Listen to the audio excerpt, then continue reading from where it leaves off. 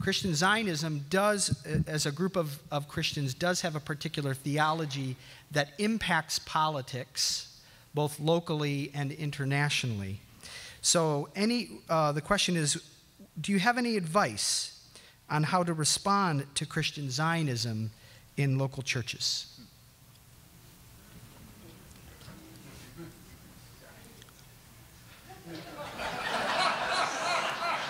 Lunch is served. So I like to talk to churches, so let me start.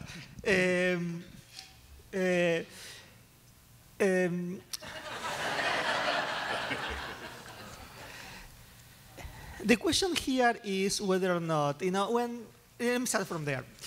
A few years ago, when the Black Lives Matter movement emerged in the US, one of the most polemical things they have done was to show a true solidarity with Palestine. Many people have mentioned that actually this was not their issue, what they were doing this, without understanding there has been a long-standing solidarity among people who are suffering of the problem of coloniality. And coloniality are the patterns of domination that they developed during colonial times, and they transcended them to go throughout the world in different contexts. And as such, the question is why Black Lives Matter movement was showing solidarity with Palestinians, and Palestinians were showing solidarity with Mexicans. It's because there is a structure that the Western world has imposed throughout the world that is not necessarily, it has, in every place has its particularities, but it's all interrelated. When we think about emphasizing the struggle against Christian Zionism, which should exist, I would like to ask whether or not Christian Zionism is an integral part of a larger project.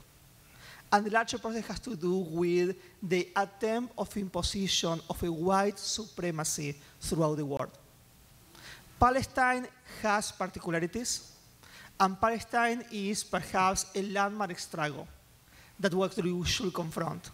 As a Jew in particular, is a struggle that I truly want to join as an ally to people who are fighting in the ground. But it's part of a larger struggle. And the struggle is to confront the coloniality we are seeing throughout the world. Activists in the ground have seen the relation.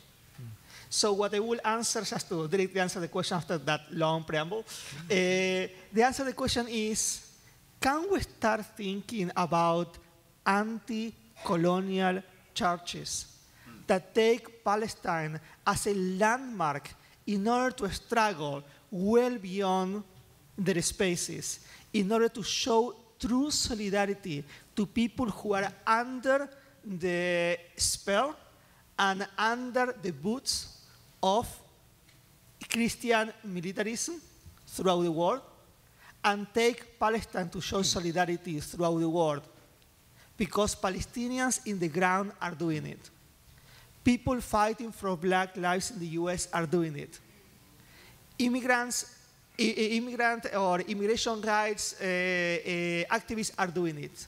So the question is why churches might not be doing it yet. Thank you.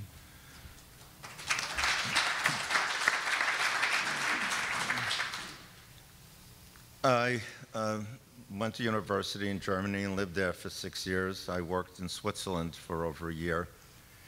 And you learn a lot about yourself living in a country that doesn't speak your own language and doesn't share your culture. One of the things I learned about my own people is we not only think we're the best, we think we're the only. And when the United States decided unilaterally to recognize, please note, Jerusalem as the eternal undivided capital of Jerusalem, the Holy See, the Vatican, came out with a statement against it. Patriarch Bartholomew came out with a statement against it. I'm skipping the more American ones. The Archbishop of Canterbury came out against it, the World Council of Churches, the Lutheran World Federation, the statement of the World Methodist Council, the statement of the World Communion of Reformed Churches. I mean, my community is dedicated to ecumenism. I don't remember in my whole life an ecumenical consensus that's quite that broad. So that, you know, we love to talk about American exceptionalism. Well, exceptional can be good, or, well, you know, a polite way of saying weird. And so that when we go for our American exceptionalism, we might want to stand back and see that, you know, we may not be as normative as we think we are.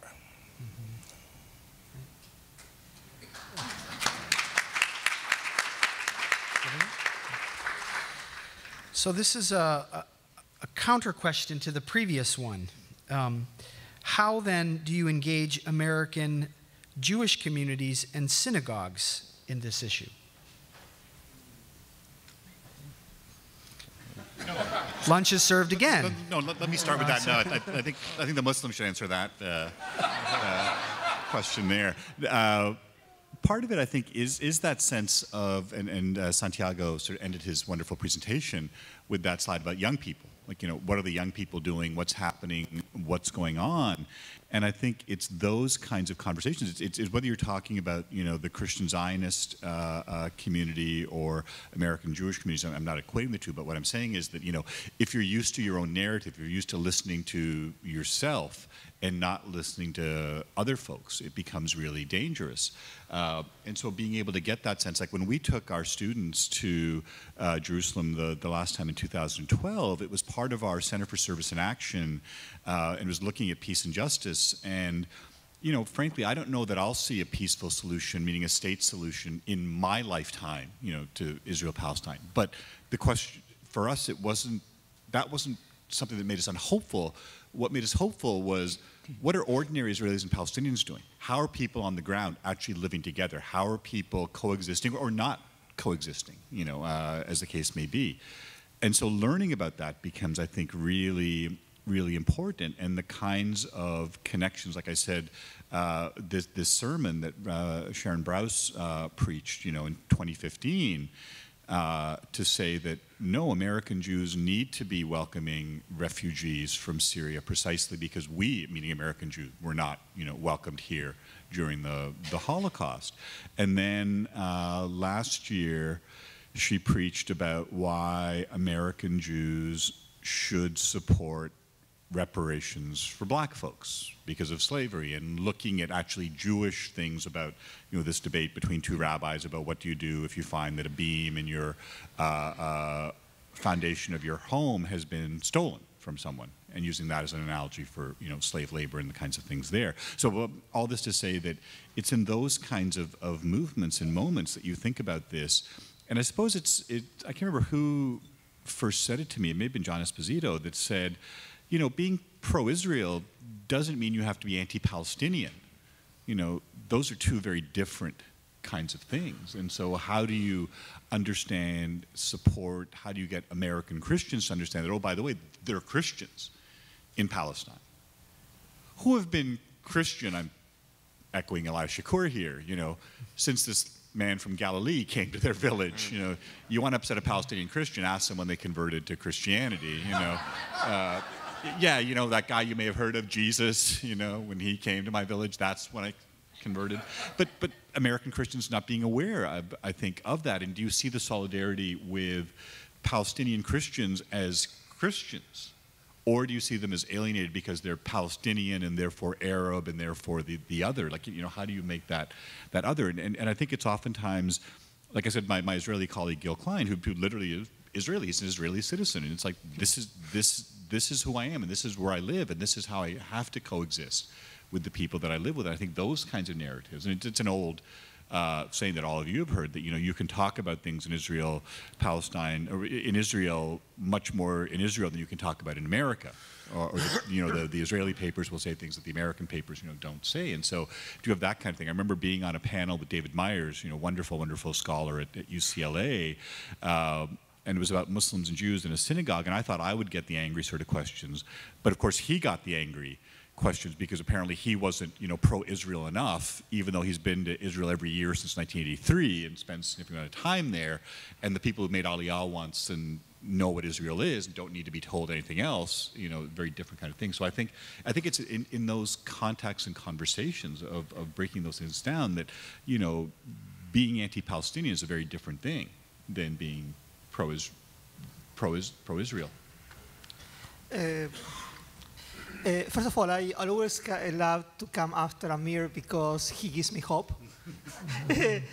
Because when actually the question was asked, my immediate answer before hearing Amir was, so the question was how you engage with Jewish communities, Jewish synagogues, and my answer was going to be, well, you don't. Don't get me wrong, you do speak to Jews, but the question is who and where. It was only last week that I was in the basement of a bar in Brooklyn, in New York, going, without announcing myself on anything, because I am connected with people, to hear a conversation between Palestinians and young Jews who were meeting there in the basement of a bar in Brooklyn. Because if you actually look at the numbers of affiliation of young Jews in the traditional Jewish congregations, extension organizations, the number is going to be less than 20%.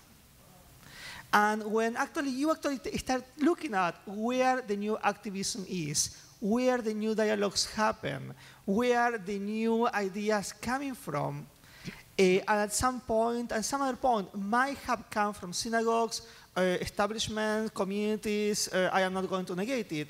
Today they are not. So here I want to return to what I was trying to say in the last slide of my presentation.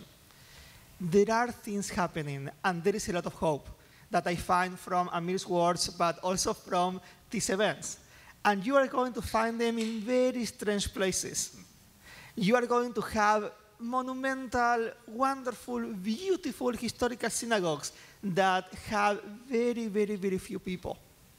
But you are going to have a full basement of young Jews thinking, and Palestinians and Muslims thinking together.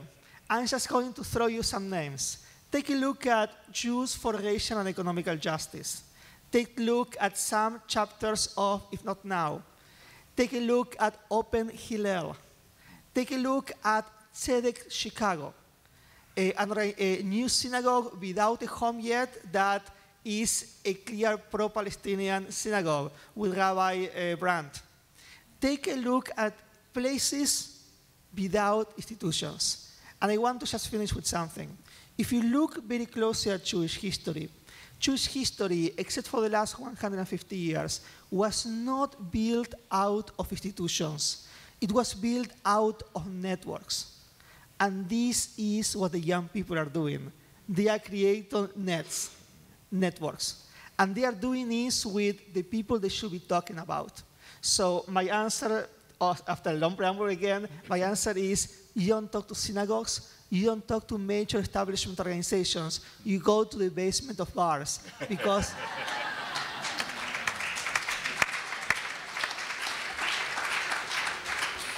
first of all, you have very good beer, and second, actually, you are going to learn what is coming in the future. Yeah. Thank you. That in many ways echoes or relates with what Amir said about be careful about talking to people who agree with you all the time, right? Mm-hmm. So there was one particular question dealing with congregations and how to deal specifically with to talk with strong supporters of the State of Israel and how to connect with them and engage in that conversation. So you've provided a blueprint for those of us who normally work in formal settings. The informal settings can be much more interesting. So we only have a couple more minutes left, and we have a number of questions that will have not been answered and will not be dealt with on this panel. I will pass them along. There's some very good ones that were asked. I'll pass them along. Hopefully the other two panels can deal with the questions that have not been answered yet. In conclusion, I wonder if you might want to say in 1 minute a final comment on this topic of inclusive discourse in religious. So let me start and try to be quick. I think it really is that sense of do we in fact work together? Do we go to other places? Do we go, if we're Christians, to mosques and synagogues? Do we go to synagogues and churches if we're Muslim? Do we have those kinds of engagements with other people? And oftentimes you see, and you've all experienced this, those of you who work in interfaith work, that you may find much greater affinity with someone from a different tradition than someone from your own religious tradition, because if the goals are working for peace and justice, frankly, there are folks in our religious traditions who don't share those goals, which puzzles me when I think about, okay, but do you actually read this text that you think is important? Because it seems to be talking about something that you don't seem to be talking about. But I think for me that's really the key is that sense of engagement and always having to do that. It was Tarek's point about being tired, and yeah, you're tired, but you keep doing it. You keep doing it. You keep doing it.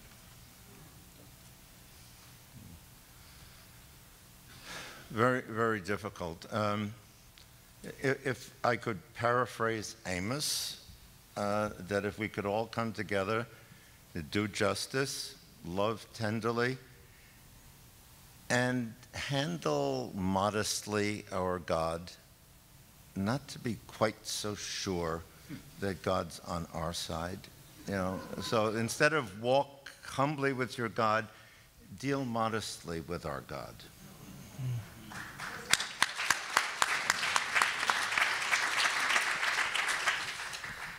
It took us 40 years to go through the desert, so 1 minute is kind of short. But I remember the first time actually I visited Mitri in Palestine, Dar al-Kalima College, and I realized the work it has been doing with youth. What has been doing in creation of youth in terms of their culture, their ideas, the sport life. And it was well before I was getting interested and seeing the emergence of a new Jewish nation in the US who are going to be in solidarity with Palestinians. And I started to understand then, and this is, I would say, the first moment I understood in Palestine the power of youth. So what I want to say here is your churches might get empty very soon if you don't pay attention, if you are not already there. Things are going to happen in public spaces, in bars, somewhere else. So what I'm going to say is, those of you who have kids of your churches, start making copies. Because the churches need to be used for something else. Let the kids run, because they are going to take us much further we have ever imagined to God. Let the kids run. Please join me in thanking our speakers on this panel.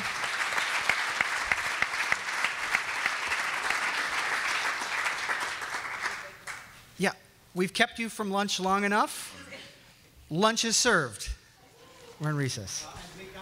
And we come back at 2 o'clock. 5 to 2. 1:55, please. The joke used to be that he had a congregation and there was a synagogue paid a yam. Because on Friday they used to meet on the beach to do yoga. And so... Thank you, David. That was great. Nice. Thank you, David. Wonderful moderation. Thank you, Amir. Oh my gosh, this is great. Great job. I envy your trip in January. Oh, no, I'm really looking forward to it, Yeah. with the students, because it's part of it is that first time, going and, having seen these things. You're the kids, but I'm not that old, I'm 53, but it's like, yeah, you have to work this out, and I'm all good. Well, thank you. I didn't realize how Jewish This was a class on sort of contemporary. I'll just give you, I need to allow Lunch is available in the lobby. We have boxed lunches that you can bring back into this room to gather together and engage in great conversation. So it's in the lobby. We have both chicken and vegetarian lunches, boxed lunches to bring back in here. Thank you. Some really good questions. One about Germany, we haven't gotten to yet. And I thought this one really didn't fit here. And they were being very honest. Well, it's just a good thing. So why don't I pass those on to, let's pass those on to Richard. Okay. Yeah. I mean, it's incredible. Every single world body that came out against it. And so some Jews I mean, of course, if you live in surrounded by evangelicals, maybe that's the whole world, but not the whole world. Certainly,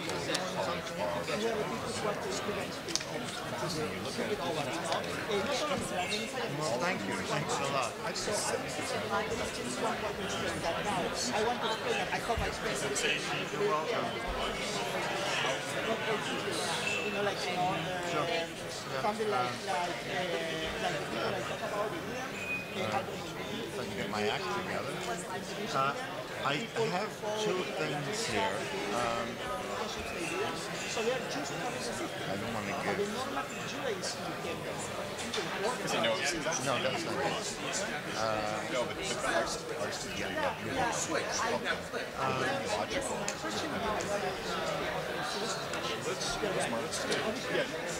I actually brought a spin. I gave you a copy of my book. I brought one for you. It was funny. I forgot for your book you to sign it.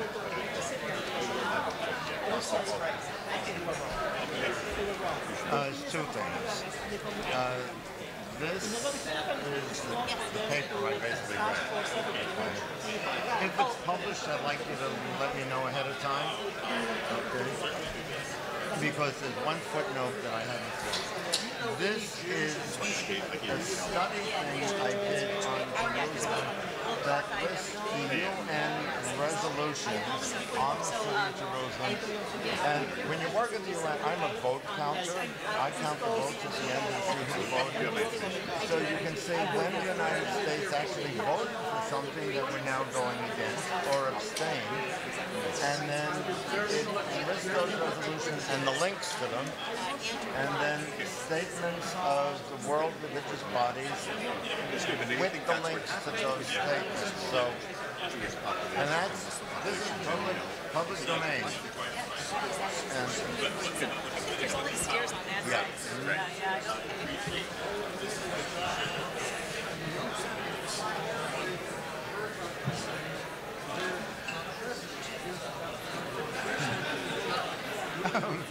No.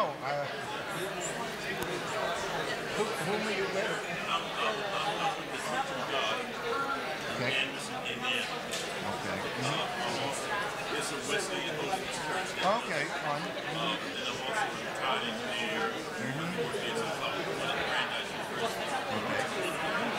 Yes, oh yeah.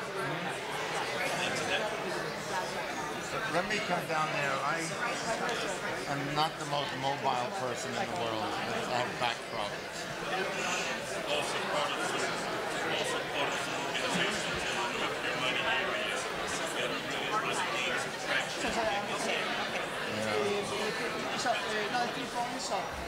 I want to say thank you very, very much. I'm Beth Nelson Chase with Bright Stars.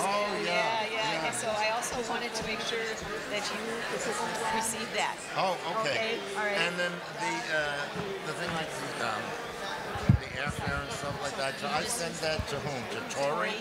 Okay, Yeah. great. Okay. As soon as I get home, I'll photocopy everything and send it.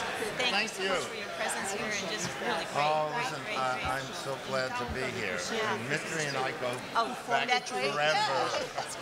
Okay, so but there is a previous Crusader spirit that actually some Jews joined, and this Crusader spirit was built in different times.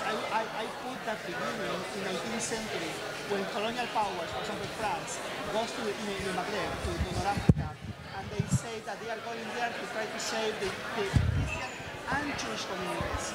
It is a moment in which Jews are given the possibility of joining the Holy Spirit. Most of them did not, but some of them did. Now, European Zionists, they did. And again, I am not saying that they did it wrong. The problem is that that became the normative way of living Judaism. Exactly, Judeo-Christian. So I say the people can go there and fine, but as far as they are not the only ones. And the problem is they are the only ones. Yeah.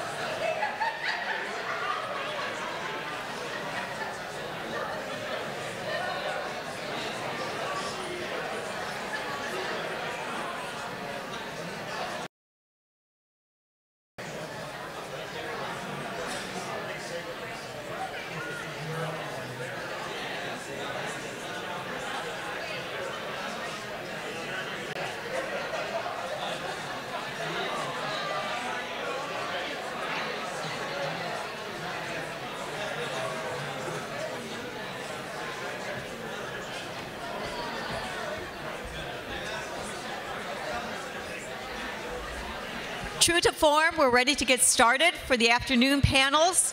We ask you to again find your seat as we bring our panel 3 forward with moderator Reverend Mitri Raheb.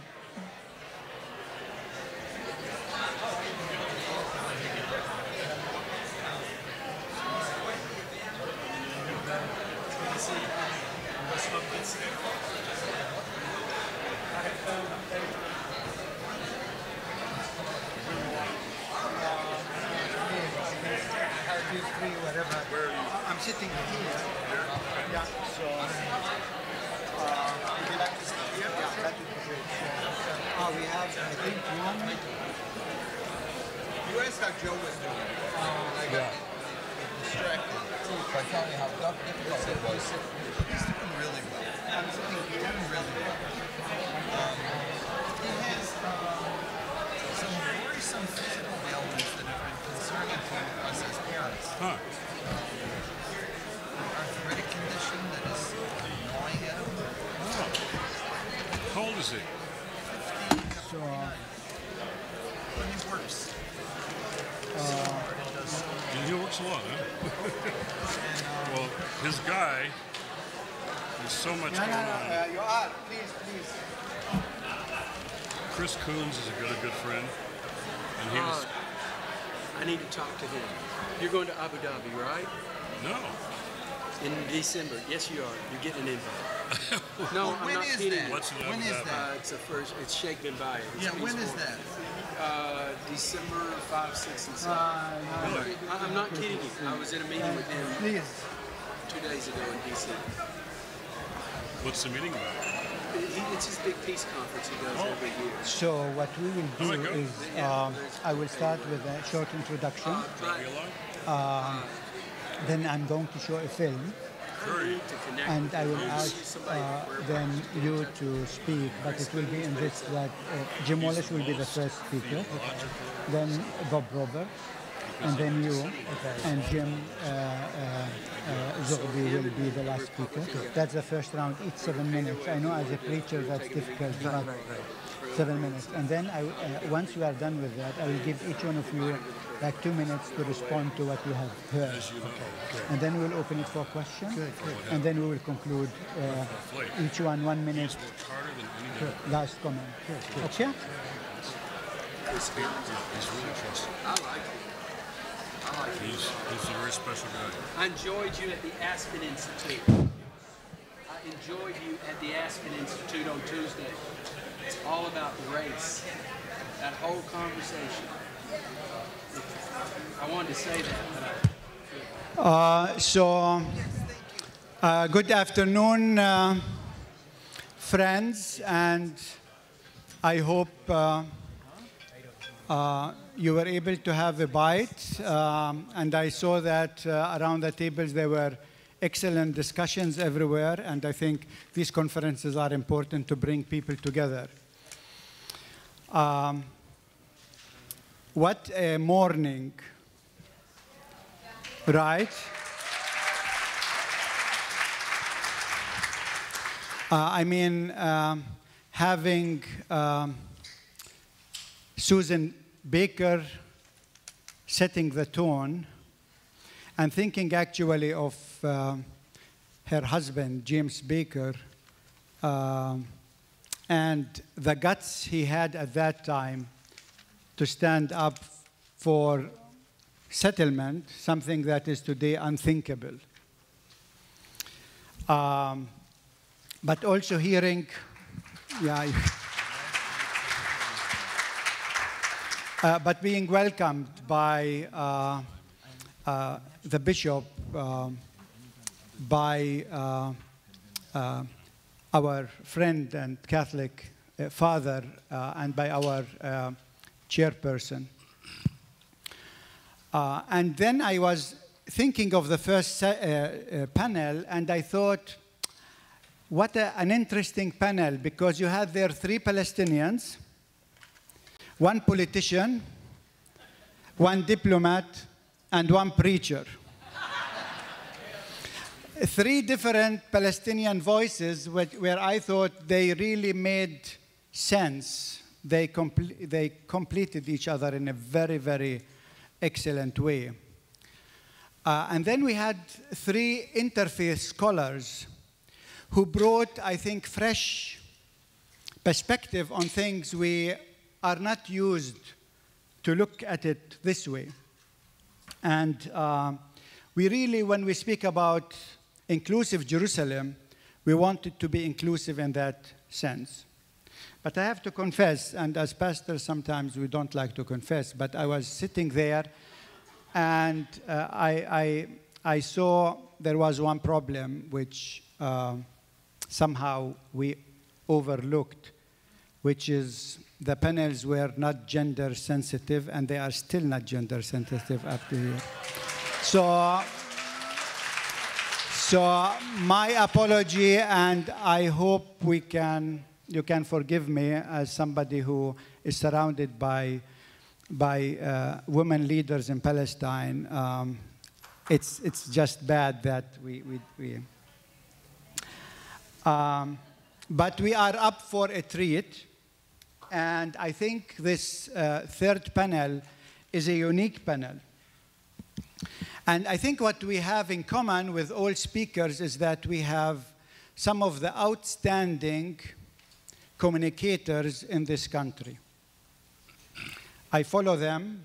I follow each one of them. Some, they send reflections. Others, they write essays. Others, they preach. Others, they tweet. I'm not going to say who's who, but you can figure it out. But people who really are speaking boldly, and people who keep pushing the envelopes, and people with tens of thousands of followers. I'm not going to introduce them in detail, but maybe just to mention, we are really honored to have Jim Wallace with us. I think all of you know him from the Sojourners and his writing. Not only books, but what he writes regularly, speaking truth to power. Jim, thank you for being here.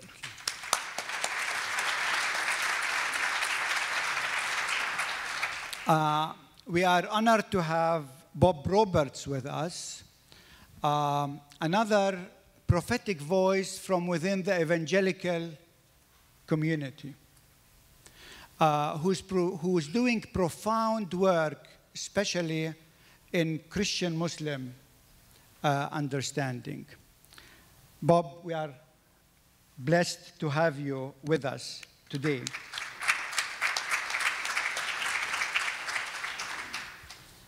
We are honored to have James Forbes with us, one of the, I mean, I'm not sure if anyone of you heard him preaching, but he can put a place into an earthquake. But as a distinguished scholar, and not many actually people can actually bring both together. So, James, we are really blessed to have you with us this afternoon. And lots of gems on this on this panel.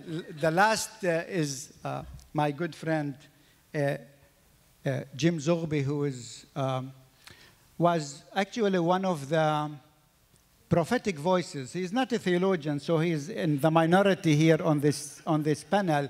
But he was one of the prophetic voices to raise the issue of Arabs in America at a time when really not many people were ready to do it.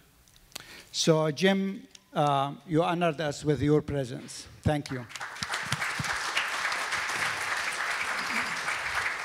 So, what we are going to do is, first of all, I would like to start with a short video, 2 minutes, to get your interest. And then I will ask our panelists each to speak 7 minutes. I will ask 2 questions before they start to speak. They can relate to that in what they have already planned to do. And then we will give them 2 minutes each to respond to the other panelists before we open it for your questions. And please feel free to write your questions on the cards that are on the table. So, Tori, are we ready for the... we need the voice, right? So this is the opening of the American Embassy in Jerusalem just a few months ago. And I thought, since we are in Texas, we have to start with a Texan voice. Actually, there was a reason why we wanted this conference to be in Texas. Because people in Texas think, you know, the Bible originated in the Bible Belt, right? And I always like to tell them that it originated in Palestine, not in the Bible Belt. So, but we will have Pastor John Hagee to start with. Tori, are we ready with voice?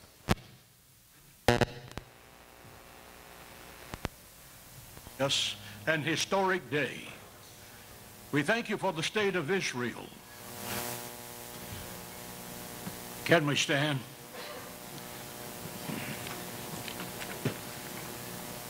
Our most gracious Heavenly Father, God of Abraham, Isaac, and Jacob, the God who calls the stars by name and measures space with the span of his hand, the God who is the King of the universe. We gather here today to thank you for the joy of living and seeing this glorious and historic day. We thank you for the state of Israel, the lone torch of freedom in the Middle East, who lives and prospers because of your everlasting love for the Jewish people. It was you, O Lord, who gathered the exiles from the nations and brought them home again. It was you who made statehood possible. It was you that gave a miraculous victory in 1967 when Jerusalem was reopened to worshipers of all faith. Jerusalem is the city of God. Jerusalem is the heartbeat of Israel. Jerusalem is where Abraham placed his son on the altar of the Temple Mount and became the father of many nations. Jerusalem is where Jeremiah and Isaiah penned principles of righteousness that became the moral foundations of Western civilization. Jerusalem is where Messiah will come and establish a kingdom that will never end. We thank you, O Lord, for President Donald Trump's courage in acknowledging to the world a truth established 3,000 years ago, that Jerusalem is and always shall be the eternal capital of the Jewish people. And because of that courage of our president, we gather here today to consecrate the ground upon which the United States Embassy will stand, reminding the dictators of the world that America and Israel are forever united. We thank you for our Ambassador David Friedman and pray your anointing upon him as he opens the doors of the U.S. Embassy to receive the nations of the world. Let the word go forth from Jerusalem today that Israel lives. Shout it from the housetops that Israel lives. Let every Islamic terrorist hear this message: Israel lives. Let it be heard in the halls of the United Nations: Israel lives. Let it echo down the marble halls of the presidential palace in Iran: Israel lives. Let it be known to all men that Israel lives, because he that keepeth Israel neither slumbers nor sleeps. As King David prayed 3,000 years ago, we pray for the peace of Jerusalem and all its inhabitants. Let the name of the Lord be glorified today, for the defender of Israel today, tomorrow, and forever is here. Can we all shout hallelujah? Hallelujah. Amen.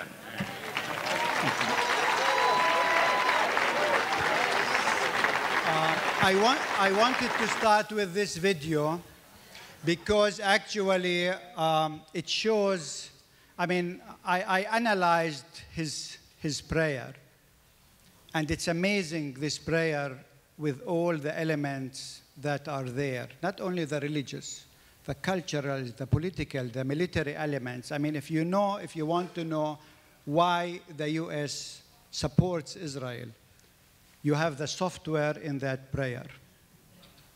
And so my question to the panelists that I would like to start with is, what happened to Christianity in this country? And what happened in and to the U.S. in the last years? And can we change that Titanic ship before it collides? Jim Wallace, you go first. Oh, a warm-up with John Hagee. Thank you very much. John Hagee is one of the best examples of why I believe what's at stake as we have this conversation in this nation. What's at stake are two things: the soul of the nation, our nation, and the integrity of faith. This isn't the first time that a Texas pastor has invoked heresy, but that's what you saw. A good example of heresy being used for politics. I'm basically an evangelist who wants to talk about what happened to Christianity because of America's original sin. And evangelists like me often talk about the need for repentance. But repentance in Islam and Judaism and Christianity doesn't mean feeling guilty or sorry. That's much too easy. It means turn around and go in a whole different direction. That's what this morning told me too. Now I got to say, after 6 cities in 2 weeks, I heard the best line this morning I've heard for a long time. And it was exciting to hear. It was a line from God, or at least God talking to Tarek, when Tarek says, "I'm so tired of telling my story." And God said to him, "You're tired of telling your story? That's going to stay with me for a while." The answer to most of what we wrestle with this morning is getting our story right and telling it. This nation is in trauma, deep trauma. I was on the Milwaukee Bucks arena court for an event last week in Milwaukee after the cops had put this kid down for parking violations, tased him, handcuffed him, but he was Emory Brown. He was a buck player. So the city blew up, what happens all the time. The topic was race and trauma. Thousands of people there. At O'Hare Airport, on the way to the next place, I watched a judicial hearing in a sports bar at O'Hare. And women have been re-traumatized all over the country. And I'm glad there's some women on this next panel that has to be named. Trump is a traumatizer. It's deliberate and direct. So your question that I was invited to come with was, what can we do under Trump foreign policy? The answer is quick, nothing in terms of foreign policy. What do we do under this era is the right question. What can we do? And I think we have to understand that the plan is to traumatize us, and it's working. So how do you respond to a nation in trauma? Abraham Lincoln once said in the first inaugural, he said, a nation's leaders should appeal to our better angels. We have a president who is invoking our worst demons. And he showed us how close to the surface they are, like a jack-in-the-box. And no matter what happens with blue or red waves in the fall, Jack's not going back in the box. So how do we deal with that? We just had, just so we know what we just had, the gemstone of a political strategy where a conservative Supreme Court majority was established by a political minority. Look at the numbers. The presidents who nominated all but 4 of those 5 lost popular elections. The strategy is very simple. It's the elephant in the room in Washington and around the country. Because by 2040 something will no longer be a white majority nation. Will be a majority of minorities. And the strategy is very simple. How to prevent America's changing demography from changing America's democracy. Say it again.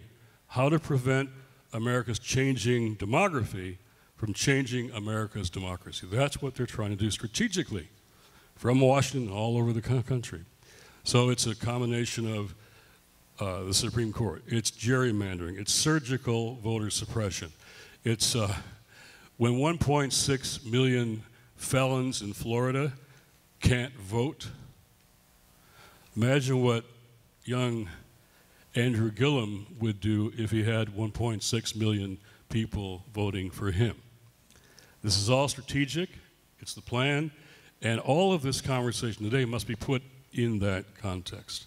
Because what's most at stake, the most vulnerable are not just at the bottom of the list, like Palestinians. They're targeted. They're the targets of this administration. And so this really is a question about our conversion or not. And the hopeful signs to me are that conversation, my brother in the Brooklyn basement bar, you know, young Jews, young Palestinians, or conversations I'm hearing about where some kid whose Berkeley parents brought the family to a settlement a long time ago. He didn't decide to go, he just came with his family. Now he's growing up, he's 15, 16, and he's doing what I did. He's saying, that village down the hill there, those Palestinians, how come they ain't got water and we do? Or electricity, and we do? Young Israeli settler kids are talking to young Jewish kids now. Those conversations are really important. The political leadership at the top is failing all around, but those conversations are important. In all these cities I just did, Mobile, Milwaukee, Dayton, Ohio, Wichita, this is all in the middle of the country, right? This is all the parallel universe. But those conversations I just came from are really encouraging at the local level. Good stuff is happening. They're multicultural, they're young, lots of women are in these places. And then you go home, turn on the television set, on your hotel room, it's terribly depressing. We got to understand that conversation is happening in America, that other conversation. So what do? I'll tell you one thing you do is, a lot of you do this, take American Christians who think John Hagee's right, take them to an Israeli checkpoint. Solidarity does work. People change their minds and their hearts and their worldview. The way I did, I've always changed most from going to places I was never supposed to be and being with people I was never supposed to meet or know. And that changes us. So the body of Christ, I told this group of Christians last night at Vanderbilt, is the most diverse human community on the planet, globally.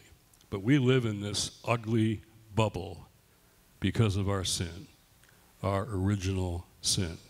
So this is about getting out of our, they say it's a social construct, racism. It is. That means it's a lie. we made it up. So it's a lie. Our people are living in lies. It's an ideology. And whiteness, we're not white privilege. White privilege is just whiteness, the normalcy, the norm, the assumption, the standard of whiteness. And Christians who think they're white in America, where white Christian, the operative word is not Christian but white. The other thing it is, it's an idolatry. So I told all the heads of communion in this country last week at their meeting, idols separate us from God, the Bible says.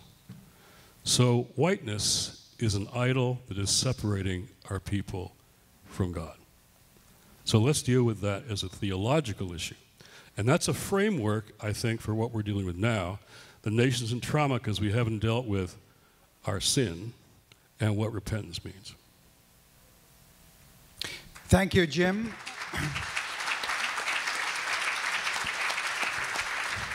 You know, it's not easy to try to manage a powerful preacher who are not used to preach for 7 minutes, but thank you, Jim, for doing it just now, sticking to time.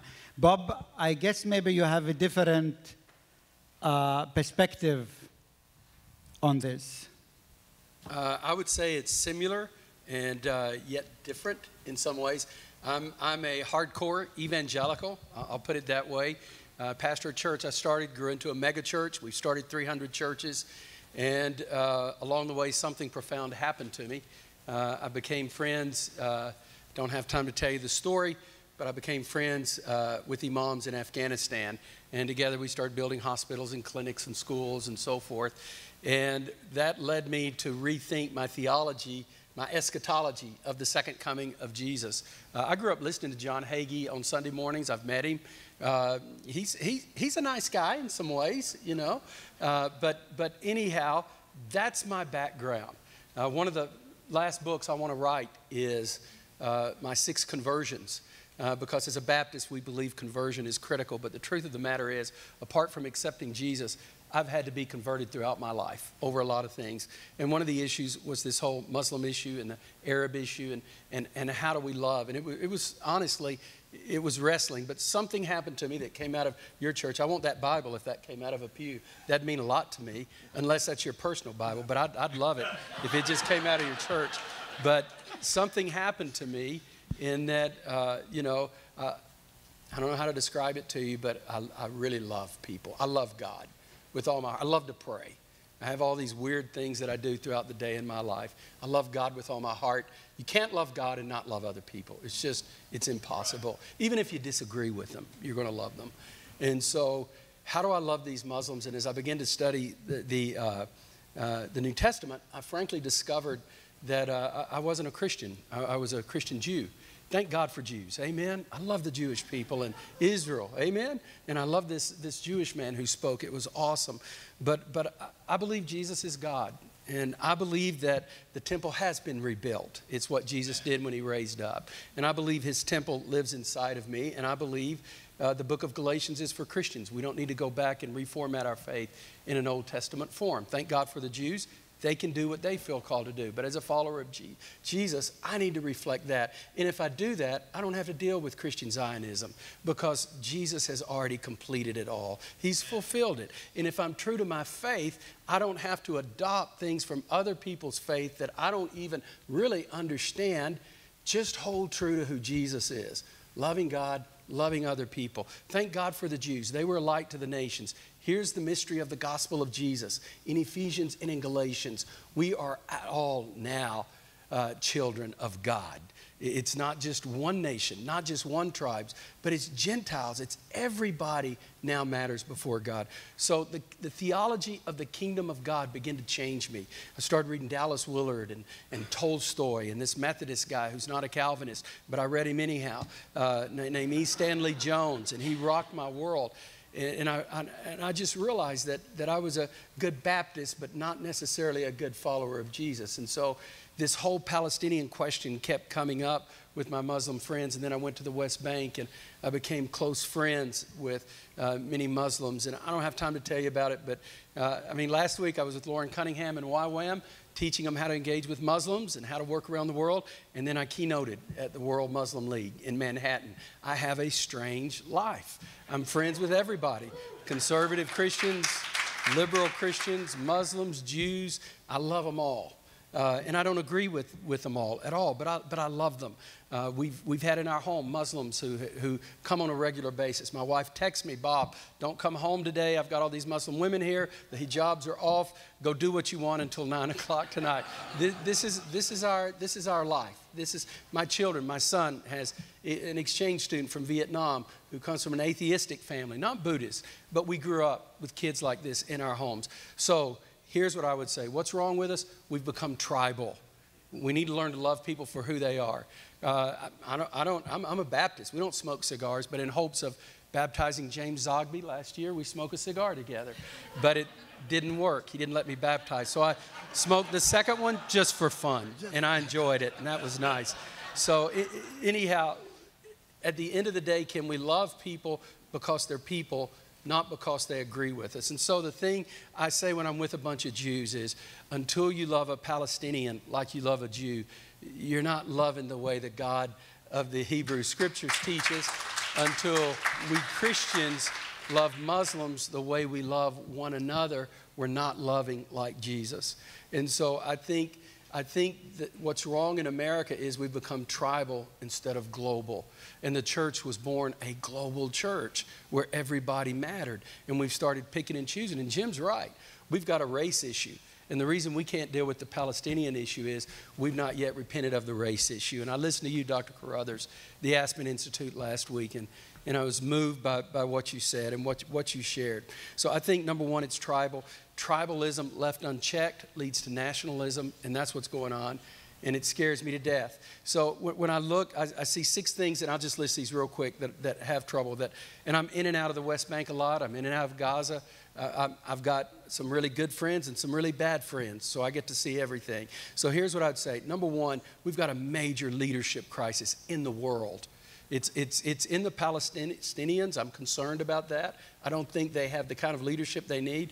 But are you going to tell me that our world has the kind of leaders that it needs? Our country has the kind of leaders? I don't think so. We've got a major leadership thing. And the reason is we don't have leaders.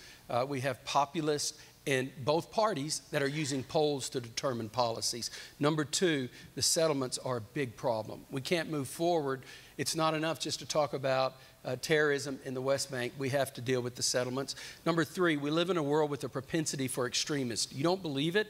The Republicans have a challenge with nationalists. The Democrats are having their own challenge. I was with some Democrats this week that are people going far, far left. We're living in a culture that makes the extremist more acceptable for whatever it is. I would say another challenge in the West Bank, I heard this from both a Jew and I heard it from an Arab, and I believe it's true, as we were having a meal together one night. I think both the Israelis and the Palestinians have victim mindsets because they've both been abused. Try to get two wounded people together to agree on anything, you've got a major challenge. Fifth thing I would say, like South Africa, no one is leaving. This was the genius of Nelson Mandela. If we understand no one is leaving, then we're going to work together. But six, like the Jewish man said, I agree with, young people are the hope. So, for example, I do believe I will live to see it resolved in the next, I don't know, 10 to 15 years, but it won't be resolved by people my age. It's going to be resolved by people who will be my age, but today they're in their 40s and they're 45, and they're tired of what my generation has done to the world, and they're ready to get up to the places of leadership. I meet them all the time. We do these pastor, imam, rabbi retreats here in the U.S., and all over the world. It's evangelical pastors, by the way, which is a challenge. So those are some things that I would say. Thank you, Bob.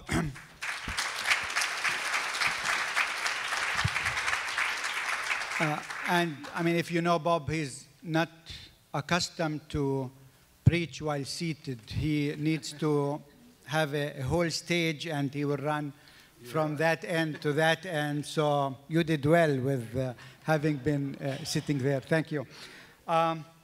We come to Jim, and I would like to ask you, often I feel that Israeli supremacy is just another side of white supremacy. Do you agree with that, Jim? Yes. Yes.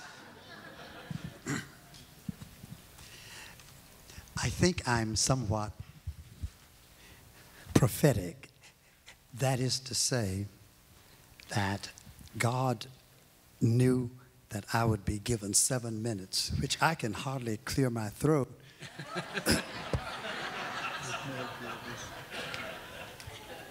Not in 7 minutes, but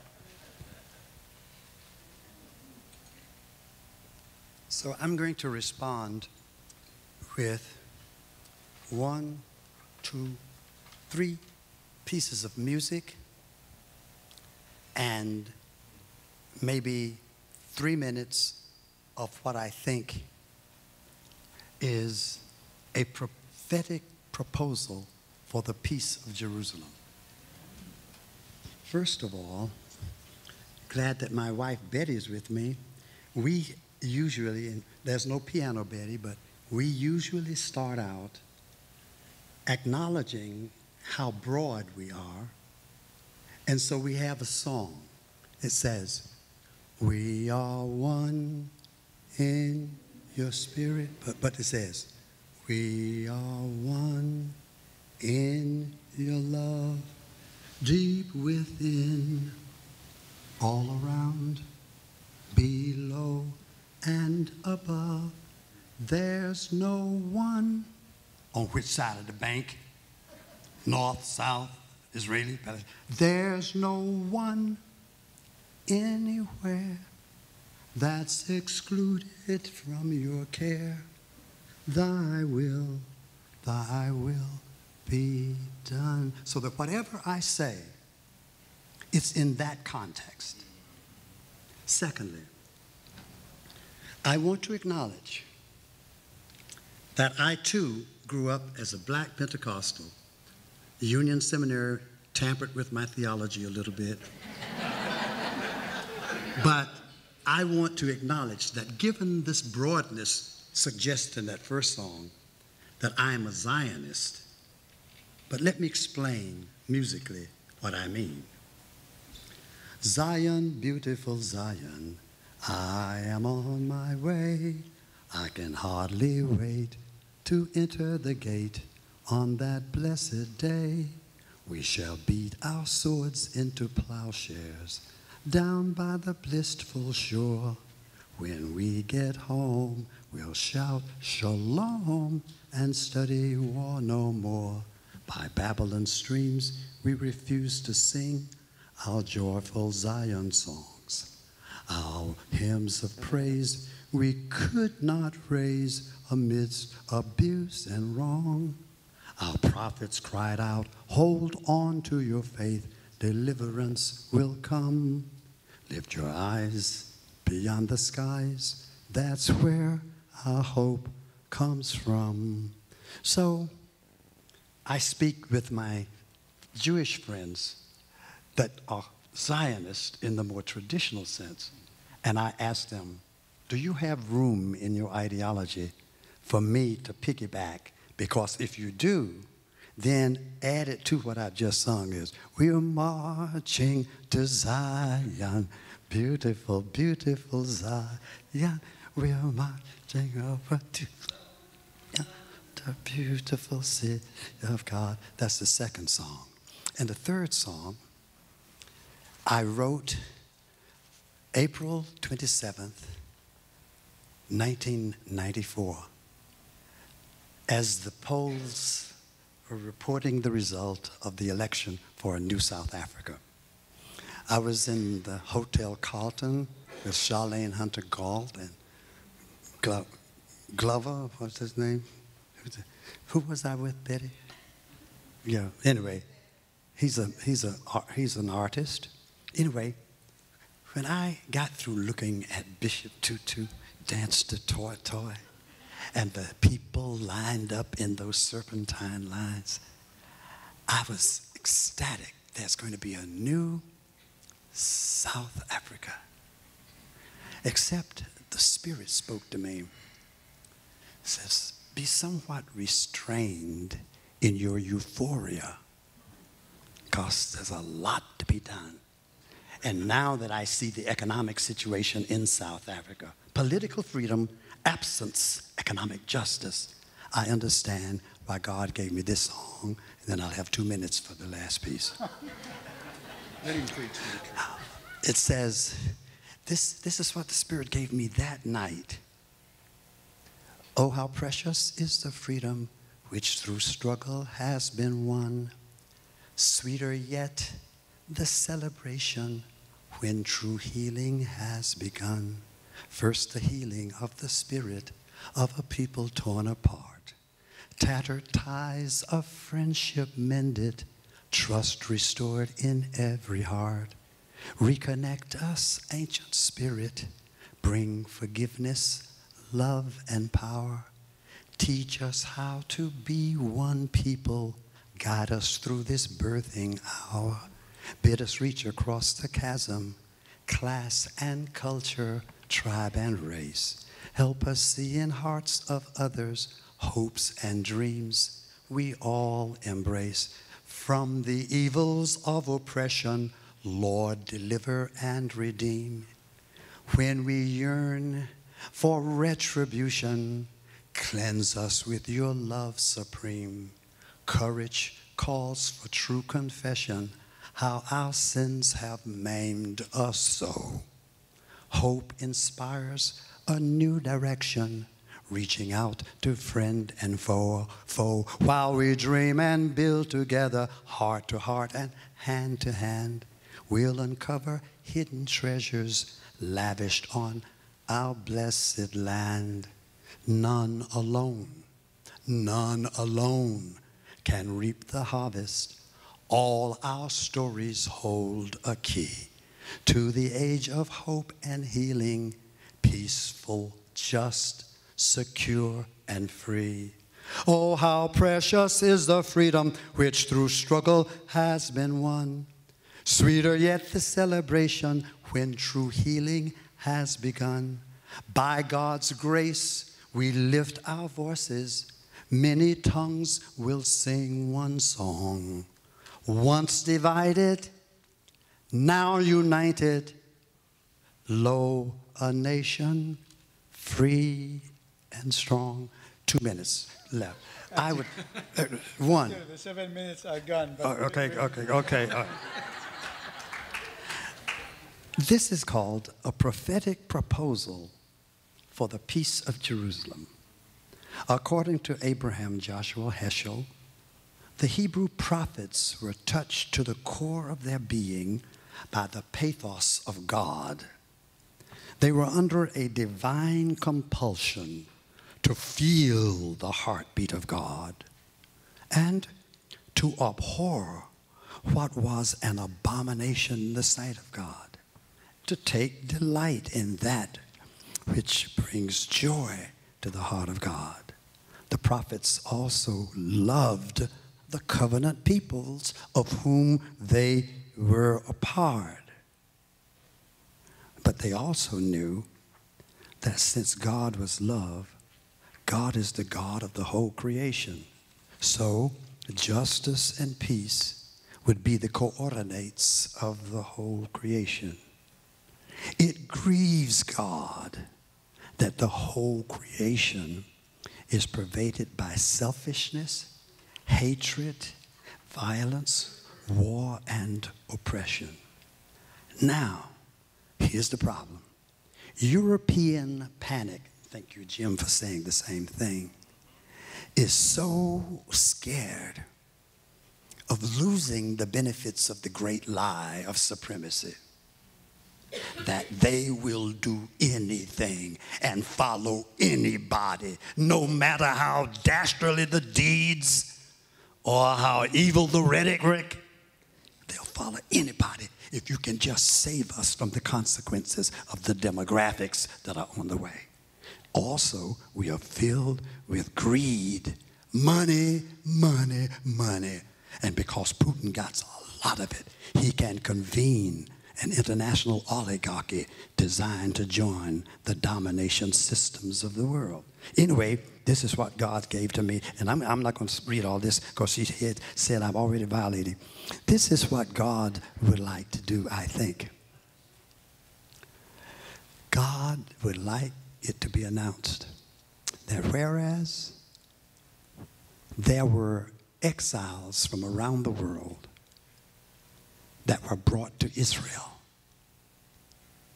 celebrated as an act of deliverance.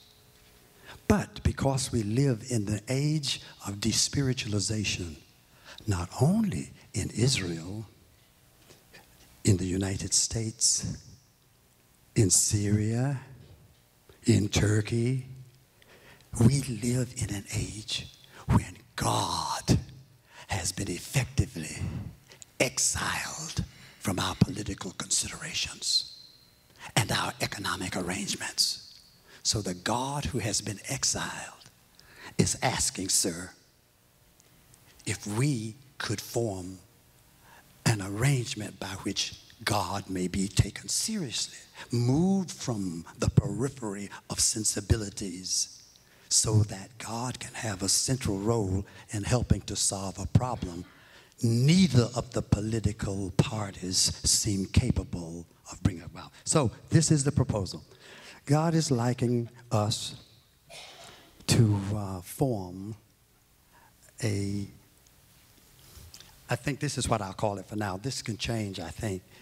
Even prophets change what they think the Lord told them to say. The Abrahamic Covenant Faith Partnership. That's clear enough. And this is what God would like to do. God would like to renew the covenant with the sons and daughters of Abraham and Sarah. And what they will do is that they will work so that all the Holy Land, all the Holy Land will become the habitat that is sacred to all the sons and daughters and willing in their partnership to fulfill the other half of the Abrahamic traditions that through them all the nations of the earth would be blessed. Secondly, that God would like us to move to the fact that we accept the vocation of being one through whom all the being, I meant it to anybody looking, being one through whom all the nations, the Abrahamic traditions, the sons and daughters, being one through whom the fulfillment of the promise that through you all the nations of the earth are going to be blessed. And also because God's name has been profaned by all, Christians, Jews, Arabs, Muslim, other religious names that I don't name. And because all of us have profaned the name of God, we've taken the name of God in vain, we have co-opted the name of God for our own security and well-being, God is asking us to all make sure we always open up with a confession of the way we used up God to the advantage of our survival and our well-being. And what God would like for us to do is to, and this is final, this is the last paragraph. God is going to ask us to become advisory to the government of Israel, the government of the United States, to the United States, and any other government that will listen to this Abrahamic covenant faith partnership, to be consultative regarding how we could honor God by making Jerusalem a place where God can feel at home again.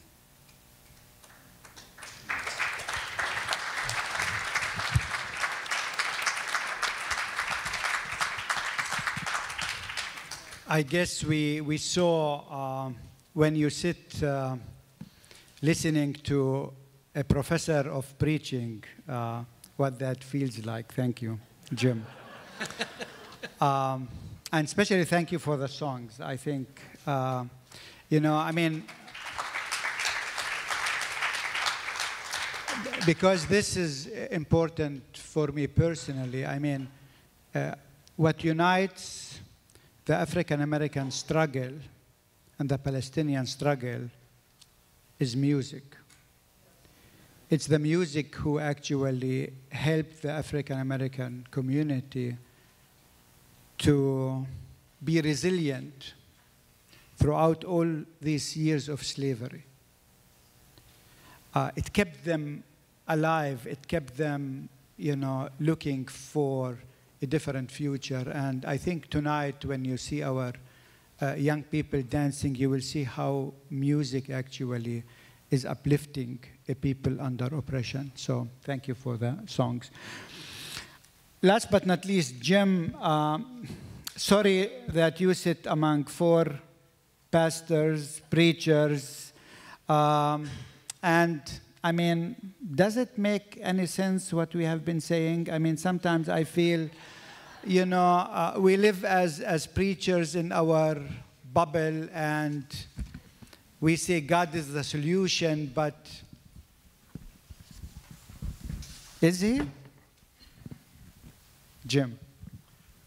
I'm going to sidestep that one if I could.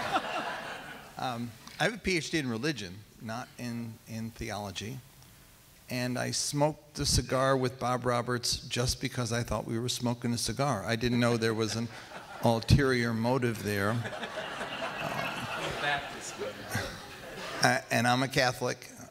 We don't do ulterior motives. I'm not so.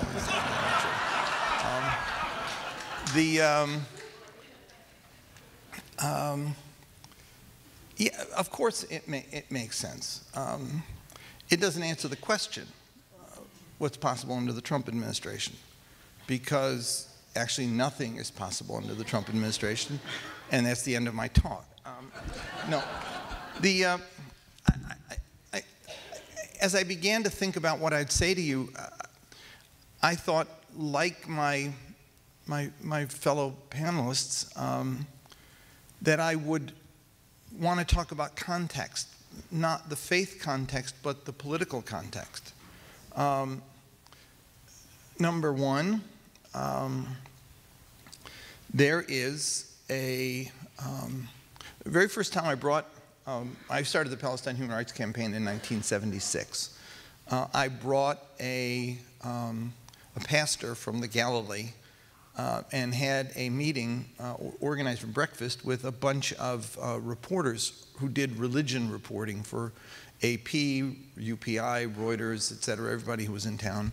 It was a fairly well-attended breakfast. But the first question came from the AP reporter who said, "Now, you're an Arab and a Christian. Wouldn't your people convert? And do you find it difficult?" And he said, "No. And in regard to your other question, maybe 2,000 years ago." The context is set in the beginning by sheer ignorance. And in some cases, willed ignorance on the part of politicians. They could know, they just don't want to know.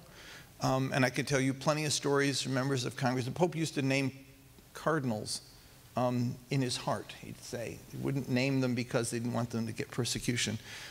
I have members of Congress that I could name in my heart who come to me with, I'm really with you guys, but, you know, hey, I can't, you know. And I actually call them the anti-Semites for Israel, because what they usually say to me is, you know what the Jews are like, meaning that they're vindictive or retribution, or they'll spend money to beat them, etc. The pro-Israel side's created fear.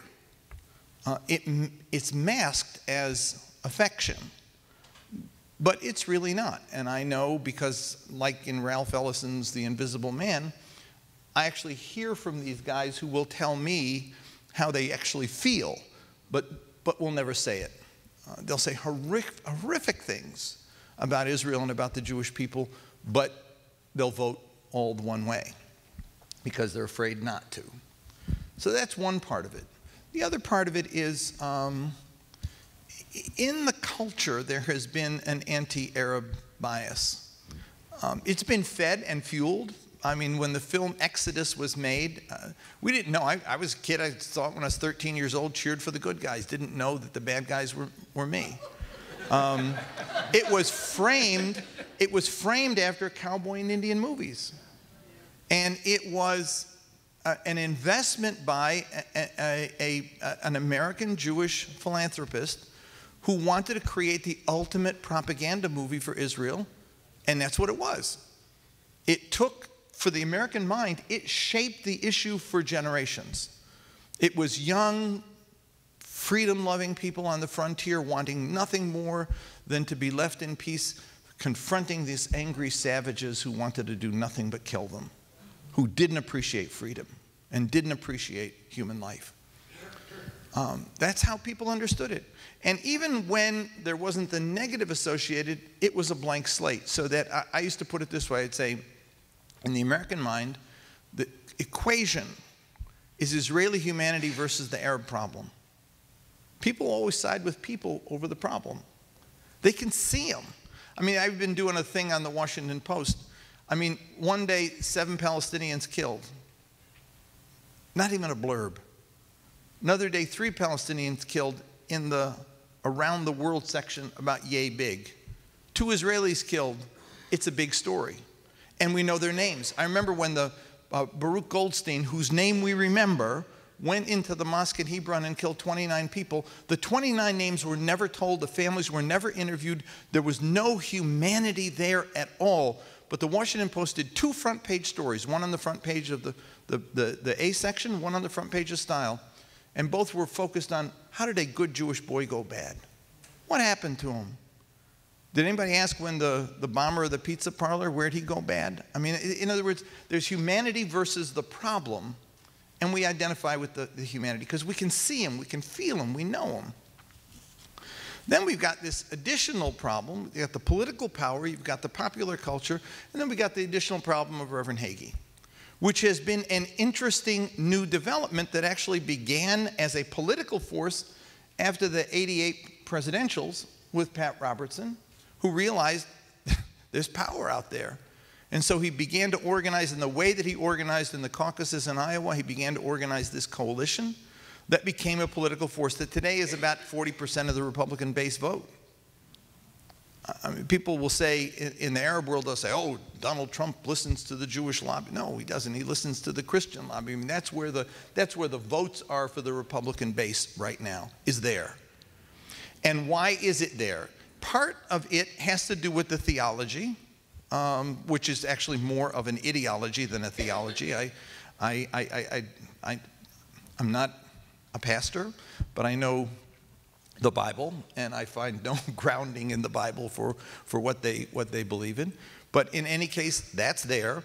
But on top of it are some other issues too, and I think Jim describes them well, partly with trauma, and partly with the part of the trauma that speaks to the fear of white disenfranchisement, of white being subordinated. I think about it this way. 2008, worst economic collapse since the Depression. Unemployment doubled. In a period of 6 months, unemployment doubled. People lost 30, 40% of their pensions. And 1 out of every 5 homes under foreclosure, threat of foreclosure. And you have this young African-American guy with a funny name who talks hope instead of fear and wins. And some middle-aged white guys wake up one morning and say, wait a minute, how'd this happen? Why is he there? And what, you know, we poll a lot. We poll on what we call the American Dream question, which is kind of like the Reagan question. Are you better off than you were 4 years ago? But we ask it this way. We say, will your children be better off than you? If people say yes, they believe in the dream. That has always been a 2-to-1 answer. In that period of 5-6 months, it flipped to a 2-to-1 the other way. People no longer believed in the dream. And so that was the trauma that laid the ground for the hatred, the fear of people of color, displacing them. And beginning in 2010, having nothing to do with 9/11, Newt Gingrich and the Republican Congressional Committee fell upon Muslims and the mosque in New York as a target that they used in campaigns across the country, the Victory Mosque, they called it. Islamophobia as a national phenomenon, political phenomenon, a tool to be used in elections began in 2010, and it has grown every year since then as a way to win. And Palestinians get swept up in that. They're part of that. So that lays the predicate for where we are. And so you get a president who, while lying through his teeth about wanting peace, basically disembowels the Palestinian nation. Capital's off the table. Refugees are off the table. Healthcare and the whole educational system off the table. And that's going to be the way to make peace. You pummel them into submission is the way to make peace. And none of the folks that you would expect to have some empathy even care, because that'll teach them. They're not even people. They're not people you care about. That's how the political part of this works. I just want to close with the fact that there's change a-coming. And we see that in the polls. You know, we used to call it a political division, a partisan split. It's actually a demographic split. What we're going to call Democrats, who happen to be young people, African Americans, Latinos, Asians, and educated women. For the first time, that demographic doesn't like the head of Israel more than they like the head of Israel, is ambivalent in their feelings about Israel, is more supportive of Palestinians than they are against Palestinians, and by 3-to-1 say the U.S. should be even-handed and balanced between the two and not pick sides. That's the changing demographic. On the other hand, white, middle-aged, middle-class guys are 3-to-1 on the Israel side. So it looks like a partisan split. It's actually a demographic split. And the demographic, as Jim notes, that's the growing one, is that millennial, minorities, and educated women demographic. What I don't want to see is this issue become a political football that gets kicked around between the two parties and becomes a source of deeper division. But what I do feel is that if your mission is anywhere, because that other one is happening without you. It's happening without you because it is part of the global change in cultural attitudes among young people and among minorities who've developed a global view of the world. They don't see themselves parochial. They see themselves as citizens of a world and feel a sense of responsibility. Your mission needs to be to go to that other demographic and take those Hagee guys and change their world and move them to a camp of greater empathy, because that ultimately is where I think the change has to come. And I'll stop. Thank you, Jim.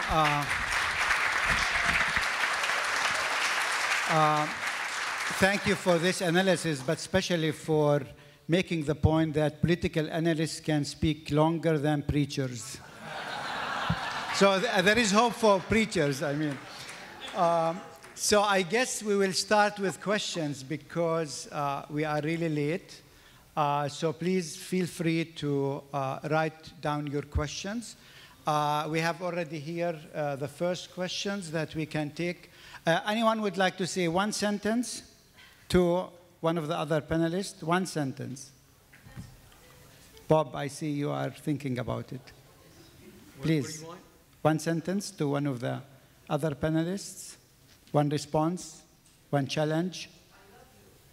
Yeah, I think I agree with what James Zogby just said, because my relationships are bearing that out. With the whole millennial generation, I'm in Keller, Texas. That's the heart of Republican country. And you're going to see Beto signs all over the place where I'm at. Because even though their parents are Republican, but it's not because, this is critical to understand, it's not because their politics are changing, it's their understanding of the world is changing.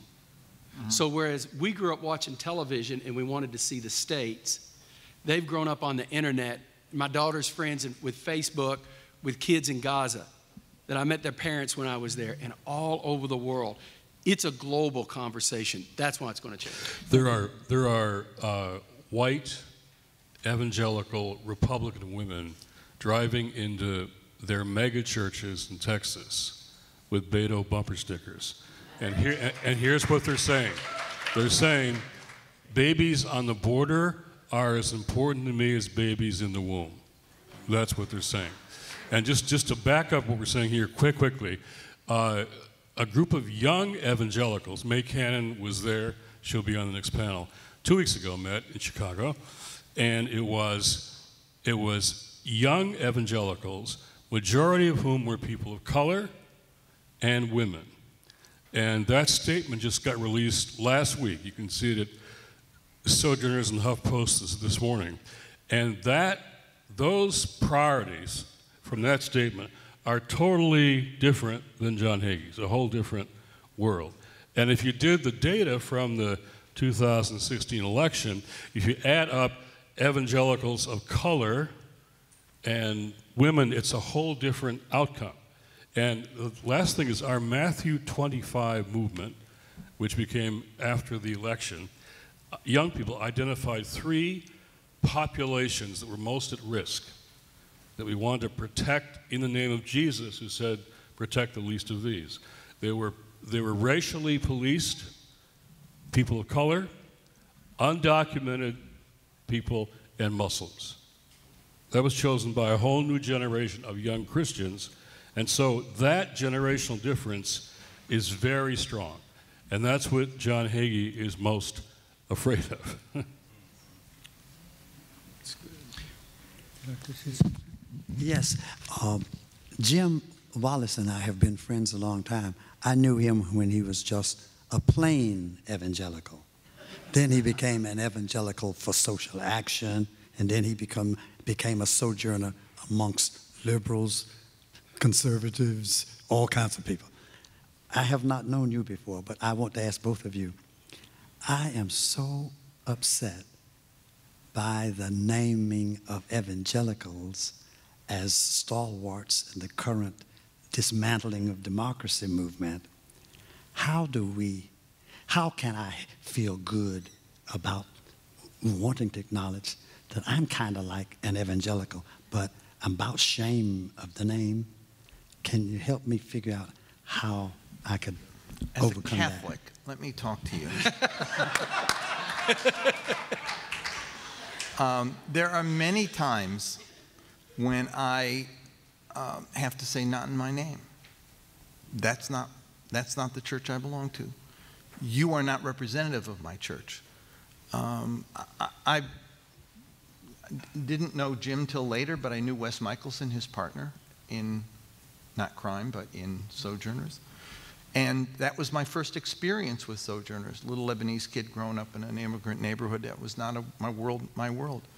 And I thought evangelicals were left progressive, only to discover later that evangelicals were not that. This was the exception.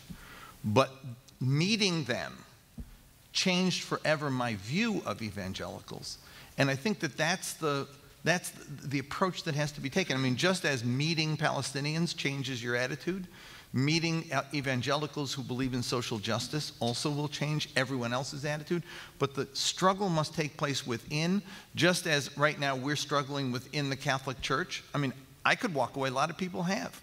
I refuse to leave the church to them, those who've tolerated sex abuse, those who, because of their addiction to clericalism and a patriarchal worldview, have ruined the church that I grew up in, the culture that is mine, the faith that is mine, and that I wanted to pass on to my children. But none of my children go to church. That church, I want to change that church. And so I'm not walking away from it, I'm fighting within it. And I think the evangelical movement needs to have that same kind of internal struggle. But at the same time, externally, people need to meet evangelicals who are not of the Reverend Hagee mindset, so as to humanize the view and change the view that people have. In this group 2 weeks ago, that word evangelical was so controversial because it has made so many people feel violated. People of color and women in particular feeling violated. But it was pointed out by black church leaders who were there, young black pastors, wait a minute, the black church doesn't use that word evangelical because it's so tainted, as you say and feel. But the black churches are more evangelical in terms of Jesus and Bible than white evangelicals. So here's turning around a narrative. The media narrative says evangelicals, 81% voted for Donald Trump. Well, the election that we're most happy about recently, at least some of us, was what happened in Alabama, right? Turn things around. Who was responsible for that election turning things around? They closed 9 black county DMVs before the election to prevent black voter turnout, right? But it was won by African Americans, African American women in particular, who, as you know, probably majority of which are African American church members in Alabama, which means they're church members who are more evangelical than white evangelicals. So what if the media said, this guy, this molester, got defeated in Alabama by Christians who are more evangelical than the evangelicals? Thank you, Jim. I would like to, actually, we have only 7 minutes left, but we have at least one, I mean, we have many good questions, but I would like to throw one, which is, I mean, this conference stands for a shared and inclusive Jerusalem. Now, with the movement of the American Embassy to Jerusalem, they are asking, is this actually the end of that vision for an inclusive Jerusalem? And would you like to see and to work for this administration to open an American embassy in East Jerusalem for Palestine? Can we? Who would like to start? Given what I think was a prophetic word to me, I'm not sure that I should answer that question, but what I should be sure about is that whatever position I take on whether we should open an embassy in East Jerusalem is the same consideration I should have had when I was trying to see if I could dissuade Trump from moving it from Tel Aviv to Jerusalem. Now, we cannot act without deciding whether our actions incline us in the direction of a Jerusalem where God might feel at home again. If I keep that there and then inform myself of the particulars and do some calculation about the political consequences of what I say, if I can keep leaning surely in that direction, at least I will have a more faithful as well as informed response. So I would say, in answer to that and combining our last question, this may sound odd to y'all, but as a passionate evangelical, Trump does not bother me nearly as much as the evangelical pastors around him that justify his actions. I have a problem with them. Trump is Trump. Trump is who he's always been. We should be who we've always been as well, and we've lost that. My problem, I was with the Palestinians, with the president of the Palestinian Association of Evangelicals. I was with Jack Serra when that announcement went down. And it broke my heart, all the text, all the emails, all the evangelical pastors that were celebrating, congratulations, high-fiving one another. And I'm in the West Bank with evangelical pastors whose hearts are broken. They totally ignored their brothers in Christ, totally oblivious to the fact that they had brothers in Christ that were there. I think we have to push for that, in my opinion, because I don't want everyone to think all evangelicals are okay with that. So I actually tweeted the day after it, well, thank God that President Trump recognized Israel. I'm excited. Probably tomorrow he's going to now recognize the Palestinian, and we're going to have a consulate there. Now, I know he didn't do that, but I was trying to make a statement to that effect, Mitri, because there has to be equal representation. If you don't have equity, I don't see how it can work. The reason I came to this conference was I thought you all were saying, this isn't a done deal, right? This isn't a done deal. And I got some criticism from some religious leaders about coming to this conference. And I wrote back and said, but isn't that right? Isn't Jerusalem meant to be an inclusive city? Isn't it meant to be? Are you against that? And when you push back on that, well, I guess not. You know? Fundamentalism is the use of religion for political power. That's what John Hagee is. He uses religion for political power, and all the evangelicals around Trump, they're political people. They politicize the gospel. So the best way at them is not just to take the political side, but to go at them with the story. As Jim Forbes and Ivan and others, we're doing a thing called Reclaiming Jesus, which is saying Jesus has been hijacked, sabotaged, silenced. He needs to be reclaimed, and he is worth reclaiming. That's what we're saying. Let me... When I was doing religion work, I took a course in language, philosophy of language, and we read Wittgenstein. And just to paraphrase, a quote from him, about the meaning of a word is how it's used. And when I hear these guys using God language to describe a racist, white male chauvinist, authoritarian, I mean, all the negative, they use God language and mask what is an ideology that if you strip the God language away, we'd be repulsed by it. And they discredit the God they worship by using that language to describe that evil philosophy. But I just want to make a point about Jerusalem. As much of a setback as it was, as heartbreaking as it was, I don't want to see an embassy, because I think that we are in an entirely different stage in that conflict. There is not going to be two states. That's over. There's no way you draw that map at this point that creates a viable sovereign Palestinian entity. When they talk about two states, they basically mean something like Bantustans. You'll have sovereignty within an enclosed area, but no ability to move freely outside of it, no control over resources, no control over entry and exit, et cetera, et cetera, et cetera. And settlements will continue to grow in the areas where they are. That's not acceptable. And so we are in an apartheid situation. We're not like we used to say years ago, we're 5 minutes midnight. We're like 10 minutes past midnight right now. That's over. That ship sailed.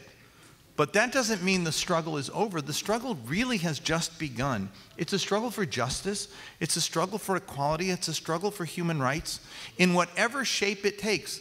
The issue has to be, we are called, as my colleagues here said, we're called to see the humanity of Palestinian people, to elevate them as equal to the Jewish people. Not less, not greater, equal.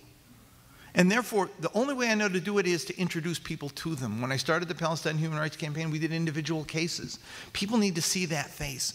When they saw Ahad Tamimi, that scared the hell out of Israel more than anything ever. Because here's a pretty little girl who'd slapped a soldier who shot her cousin in the head and was breaking into her house, and she slapped them. And they couldn't deal with that. But the West and the world saw this little girl and said, "That's a spunky little kid. She's got something going for her." And those people must be all right. Now, I think that if we elevate the humanity by individual cases, we talk about the problems and call for justice, equality, and human rights, we'll do a lot more than trying to mess with real estate or trying to mess with creating formulas that will never happen. Just one last thing in line with what you said. No. Dr. Forbes. I did my doctoral dissertation on the Palestinian Arab citizens of Israel from 1948 to 67, their evolution into a national consciousness. And I did so because I actually started my dissertation working in the refugee camps. I was trying to deal with revitalization ideas among Palestinians, a new consciousness that I thought might have been created out of the trauma of exile. But I met a Palestinian novelist, quite famous in that world, who told me, "You're in the wrong place." He said, the exiles, as people who experience trauma like that do, have gone backwards. They've created an idealized version of a past that never existed. They're back in the village in the 1930s, and that's where their mind is. The revolutionary consciousness among the Palestinians is being developed among the Arabs in Israel. They're being forged like steel in fire. And so I did. I went and I met with people like Mahmoud Darwish and Tawfiq Zayed and Sami al-Qasim. And what I found was, and I use this in the dissertation, I found what W.E. Du Bois talked about in The Souls of Black Folk. He said, where do you find the soul of America? Where's the heart of America? It's in the heart of black folk. The most oppressed are the ones who internalize the values that are projected but not lived and manifest that in their lives. That's why black spirituals are so important to us, because they speak to values that we aspire to but do not live. And so if you read the poetry of the Palestinians, and I recommend that you get the Palestinian poetry from inside the Israeli Palestinians, you will read poems like Job's Psalm or Jeremiah to the City, or, I mean, they use all of the Old Testament themes and they throw it back at their captors. They throw it back at their oppressors. And they say, this is the God that you should listen to. This is the message that is for you. It's really quite profound stuff. And I think that they actually are the leaders of the tomorrow in the Palestinian community. It's not the authority, and it's not Hamas. It's going to be the Palestinian citizens inside Israel and the joint list and that group that they've put together. That's where the visionary thinking is taking place. So thank you, Jim. And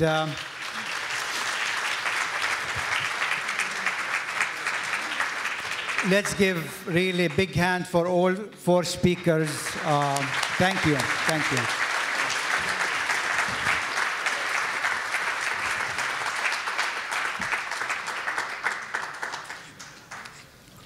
I think we will not break. We will just move to the last panel.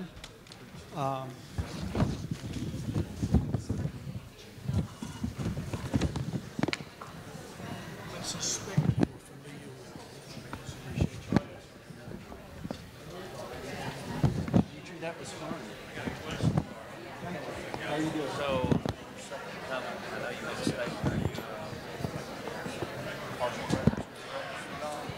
Made, you know what that is? Some people call me that, but I don't know.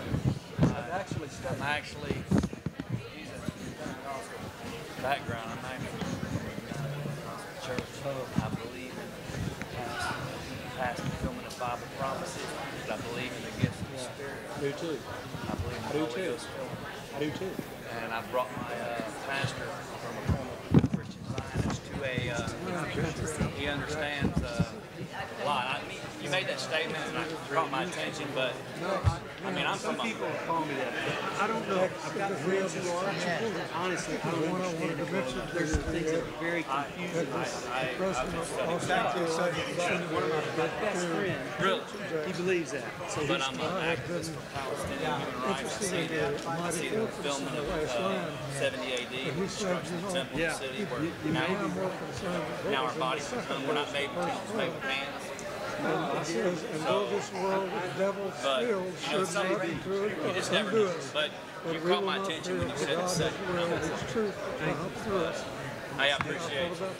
I got your stuff, so I'm going to look in here in the background. I'm surrounded by them. I'm fighting. It's hard. No, I know. I do a lot of work around it. Yeah. I'm trying. But I appreciate you. Thank you. Hey, brother. I'm actually from the Apostolic background, United Pentecostals. I believe I heard you say you're a Pentecostal background. I believe in the Holy Ghost experience, but I'm fighting Christian Zionism. So, but I've turned my pastor from Christian Zionism to whatever. But I appreciate you. Thank you. I believe that we need all right, thank you. God bless you, sir. I mean, you're in New York. Is a sister of such. He and I are friends, and we travel together, we work together. So I've got to get more of my I might be in contact with you. That's all I say. Discipline. But I don't know how to do that yet.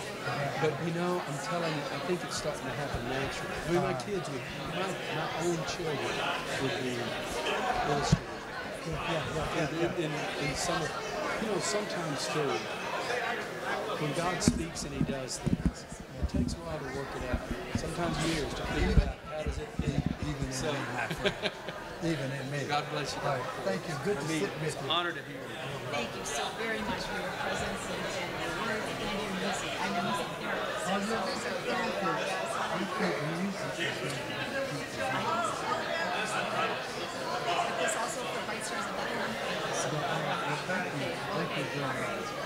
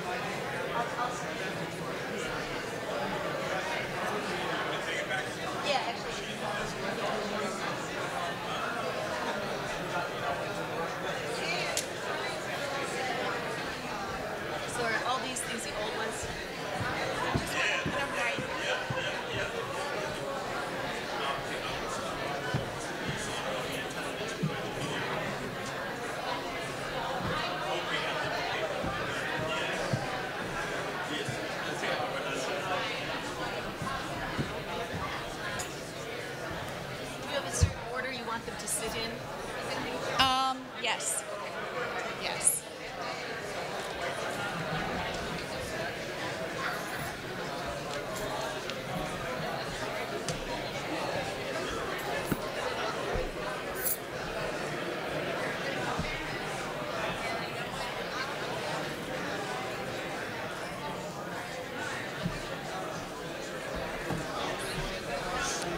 We reconvene in 2 minutes, so begin to find your places.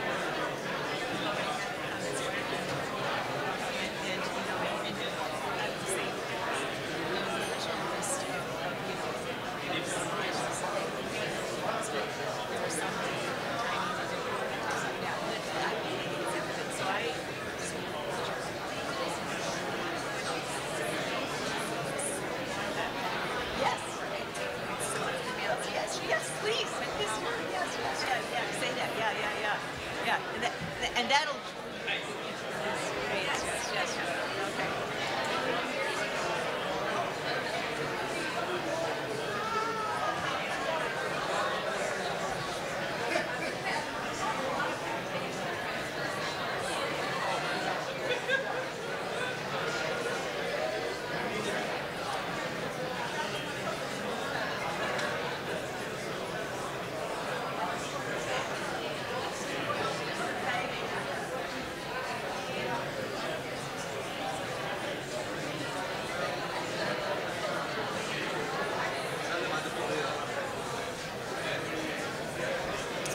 We invite our panelists for our final panel to come forward. And as we convene, we want to give enough time and maximum time to this final panel. On behalf of Bright Stars of Bethlehem, we also want to acknowledge all the partner organizations that are listed in your program. And as this last panel includes the co-sponsors, the sponsors with Bright Stars of Bethlehem, we want to certainly thank the National Council of Churches, Churches for Middle East Peace, and the Samuel Proctor Conference. This is truly a great panel. And our moderator for this panel is also one of the leaders of a leadership trip that is being sponsored through Bright Stars of Bethlehem. Information about this leadership trip is on either side of the conference. This is a tremendous opportunity with John Lindner and Mike Abel. And so without further ado, I would like to introduce the moderator of our final panel, Mike Abel, who is certainly able to take on all of the issues that we will discuss in this panel and take us forward. So let's welcome our final panel.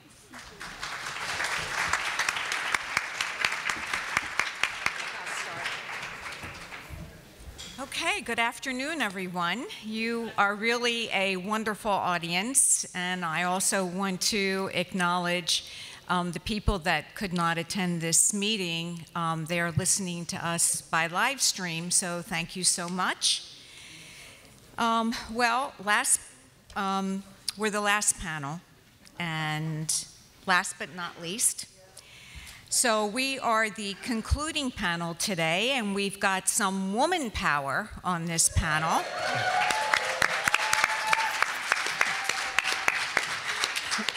So our hope is to synthesize today's program and build, from what we heard from just amazing, incredible leaders and scholars. And hopefully we can project some paths forward to stay strong and to act. So it is with great privilege that I would like to introduce our dynamic panelists. First is Dr. Iva Carruthers. She is the founding trustee and general secretary of the Samuel DeWitt Proctor Conference, an interdenominational organization within the African American faith tradition focused on social justice issues.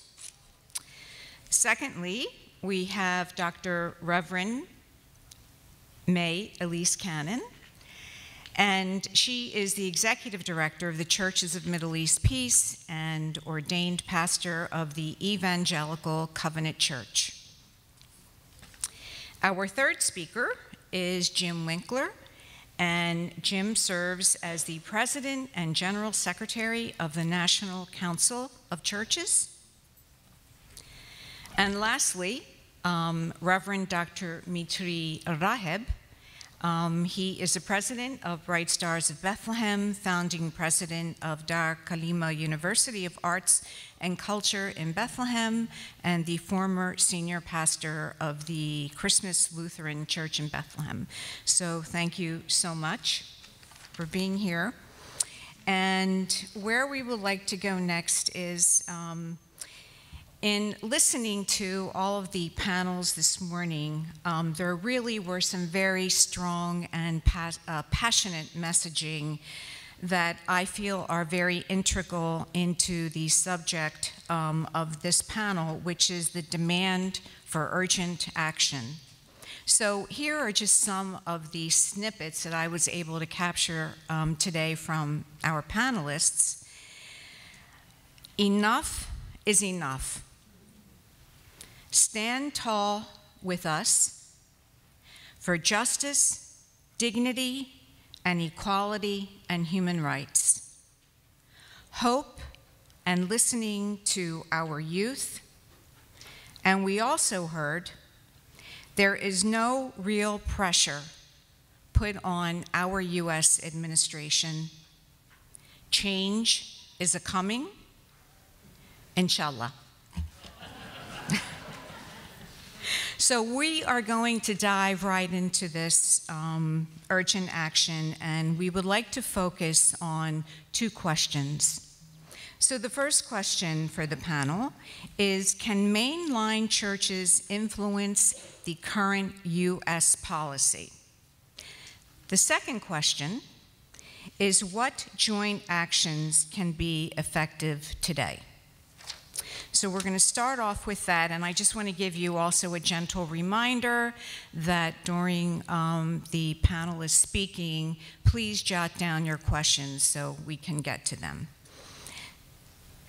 So, Iva, we're going to start with you.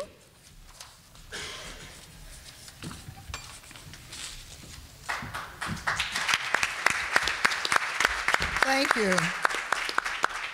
And in the interest of time, we are going to move on, and as they say, a protocol all having been established, I think we can say that the men have sat down so the women can stand up. All right. It's amazing that the three women are on the last panel, but that's okay because women bring forth new life. And so as I think about and have thought about my assignment, I wanted to begin by spending a bit of time contextualizing why I come to the conclusions I do as a set of potential recommendations. Some will and have asked, why are you going there? Isn't there enough to do in Chicago, especially since the Laquan McDonald verdict, before and after? They ask, why are you going there? And I have to say, I am here because my friend Mitri asked me to be here. But I am here because I embrace the prophetic words of Dr. King that injustice anywhere is a threat to justice everywhere. I am here because I know that being on the front lines of Ferguson, it was the youth in Palestine who sent word to the youth in Ferguson that the way to mitigate the tear gas was to do the following. I am here because people of African descent have known what it means to believe in Jehovah Jireh and Jehovah Nissi, and to know that we have brought down the transatlantic slave trade system, the South African apartheid system, and the new Jim Crow system. So I am here because I think that we can make a difference.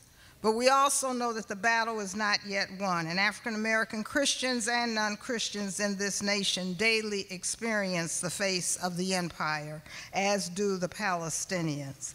And so we want to take a closer look to this movement that is being unfolded under the banner once and again, "In God We Trust." This is not a new conversation from the lens of my historical experience. The God that my foreparents prayed to at the bows of the ship was a different God than those who were on the top of the ship. And so as people of faith, we know the power of memory and narrative. And so I just want to think about a little bit the foregrounding of these recommendations that our panel collectively will offer for you to consider. This did not just happen, and we've heard a lot about the demographic shift. Maybe there are a couple of things I want to underscore. One, that by 2020, the majority of all children in the United States will be a race other than non-Hispanic white. 2020, that's less than 2 years. When we look at the net population growth in the United States, we will see that net population growth will not be the result of natural births, it will be the result of immigration. And globally, we can anticipate that by year 2050, 2060, Islam and Christianity in a global context will be about equal in belief. Now, what I want to underscore is that this is a conversation that did not pop up when we found ourselves with the current president. It was over 50 years ago almost that Ben Wattenberg took out that demographic challenge in his phenomenal book called The Birth Dearth, and he said, will our values continue to dominate in a world where our population shrinks, our economic and military power goes down? We must ask the problem and the question, what happens when people in a free country don't have enough babies? I want us to understand that that was in alignment with the emergence of dominion theology, a dominion theology which talked about seven mountain dominionism, which said we must take over the seven sectors of the world. And that has brought us to this moment in time where I would commend you to look at the Blitz project if you have not already, B-L-I-T-Z. It is a project that has begun to articulate its agenda in year 2015, and it's driven by the Congressional Prayer Caucus. And in it, you will see the wraparound language of In God We Trust and the wraparound language of religious freedom as having to be the gateway, the protector, the new wall against this American diversity and this American pluralism. And so with that, it seems to me that we have to understand that this is not something that just happened, but that there has been strategic, systemic, generational efforts to create the reality that we are now discussing, coming to fruition even with 40 years of contemplation of what it means to naturalize the natural resources that God gave us. And so an Israeli company, WaterGen, has now produced a machine that extracts and purifies water. That would not be so bad, except that Harvard professor and lawyer Alan Dershowitz, in helping to unveil that machine, said, there is no weapon more powerful in the fight against BDS than for Israel to develop technologies that the world cannot live without. You cannot boycott products that you cannot live without. What that means is that we have now moved to a dominion over God's creation in a way that we have weaponized those creations and those things that define our humanity. I want you to say my name. I want you to see me. I want you to know that this is more than about a conversation on religion and ethnicity and land. It is a conversation about what it means to be human. Mm-hmm. And so while we can look outward to those and question how do we make them human enough to come into the community, i.e. a journey of inclusivity, I want to suggest that we need to start thinking more about what it means for us to allow whatever humanity we have in us to leave. The question is, who are we becoming in saying, God we trust? Whose God is it? And what does that God say to us about what it means to be human? So from Flint, where water is being weaponized, to Palestine, where water is being weaponized, I think that the Samuel DeWitt Proctor Conference has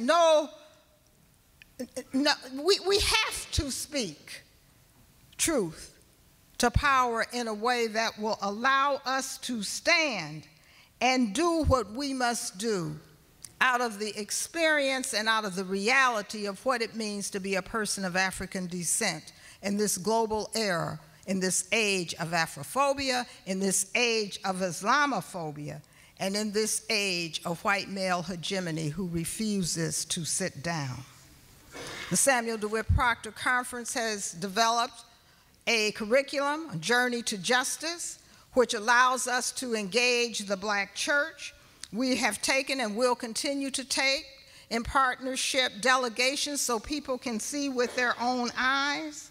And we will do all that we can to engage others across all the barriers and boundaries to continue this kind of discourse. Mitri, we thank you for the opportunity to be a sponsor. And now I just want to turn to the 6 recommendations for your consideration, but I thought it more important that you understand the lens and the context by which I bring you that set of recommendations. My great aunt died when she was nearly 100. She had 104 great grandchildren and 2 nieces, my mother and myself. She had, by the time she died, given each and every one of us a quilt. I thought of her because a quilt is a master net weaver. I think it is time out for us to do networking. We have got to become net weavers because that's what those who have created this historic moment have been.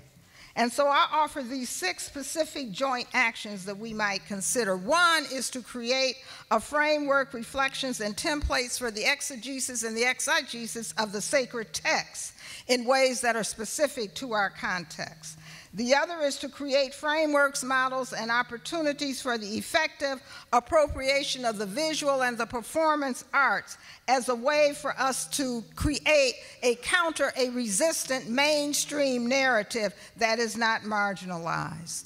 Third, I suggest that we prick and penetrate the faith community's consciousness related to Jerusalem, Palestine, and specifically as related to the influence of U.S. foreign policy. Make no mistake, it was Nikki Haley whose state passed the first anti-BDS legislation.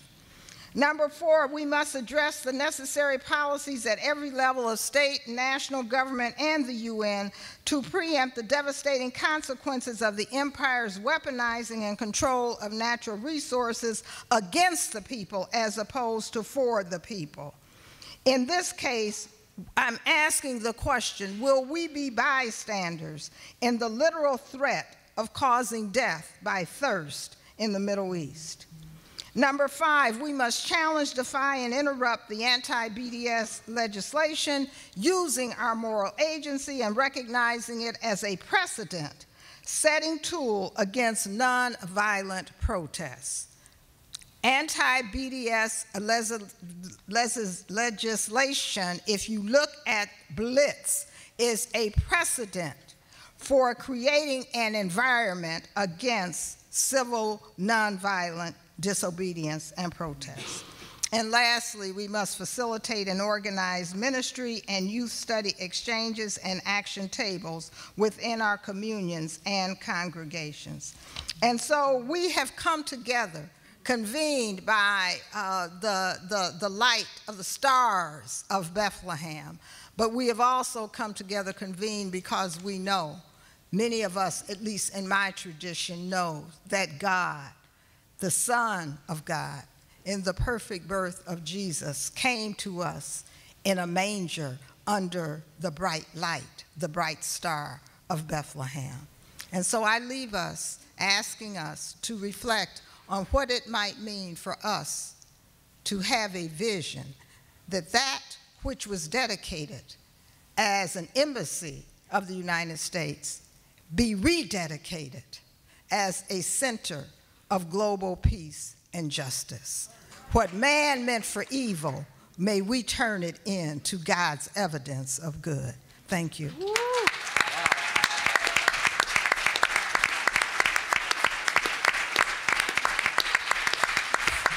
Wow. Thank you, Iva. Thank you. I'm speechless on that one. And I did give you a couple more minutes, so I'm not going to say anything else, okay? May, we would love to hear from you. Did you want to come up here? Great.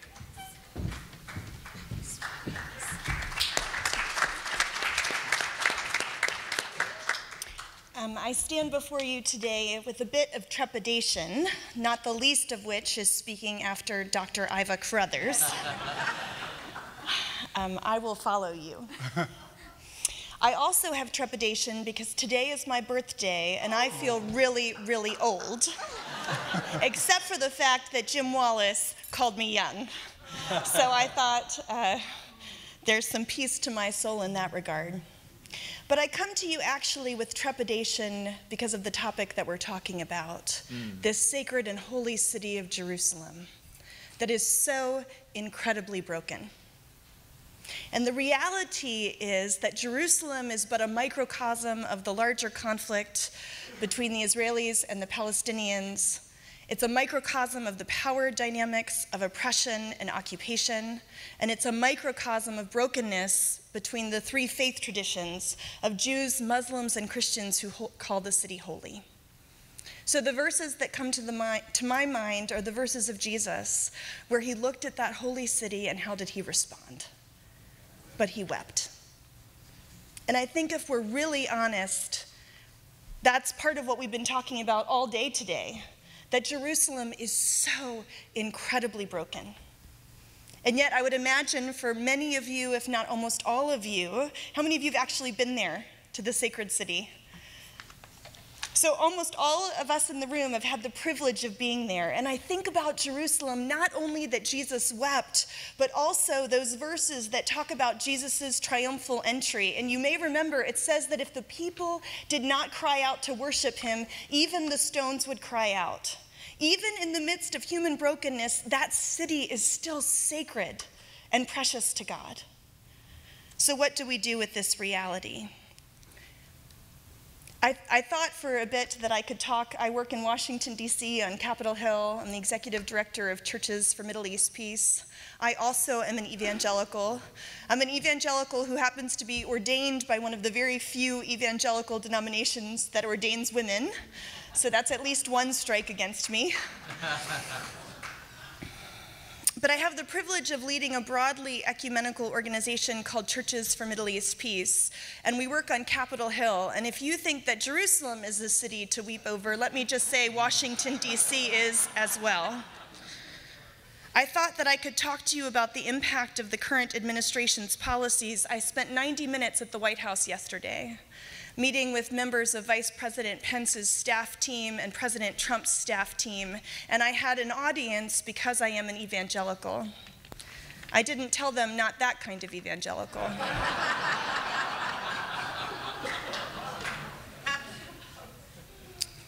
Even though the Trump administration says that the moving of Jerusalem, the moving of the embassy from Tel Aviv to Jerusalem is just acknowledging the truth of the capital of Israel being Jerusalem, because that's where the Knesset is, that's where the power of government is, etc. I just want it to be said outright, the Trump administration is not the one who gets to declare truth. Jerusalem is not only a Jewish city. It is, of course, sacred to Jews and has historic significance for the Jewish people. And I wish that when that embassy had been moved, I could celebrate alongside of our Jewish brothers and sisters for an embassy being planted in West Jerusalem, while at the same time, East Jerusalem being acknowledged as the future capital of a Palestinian state. And yet, of course, we could not. I just want us to acknowledge the realities of Jerusalem. One of the things we were talking about earlier today is that as we work on this issue, one of the things we don't need to worry about is actually the truth is on our side. If you look at what's happening there are certain things that are just true. It's just true that there's more than 300 Palestinians that live in Jerusalem. That's a fact. It's just true that there are more than 600,000 settlers between East Jerusalem and the West Bank. I don't have to argue this from the perspective of being a Democrat or a Republican. Guess what? It's just true. So part of where I want us to start as we seek to respond and say, how can we act in response to the crisis of Jerusalem, is that we need to talk about the reality of what's happening there. I too have 6 things I want to call us to, and Iva and I didn't even compare notes, and I didn't even add any while she was talking.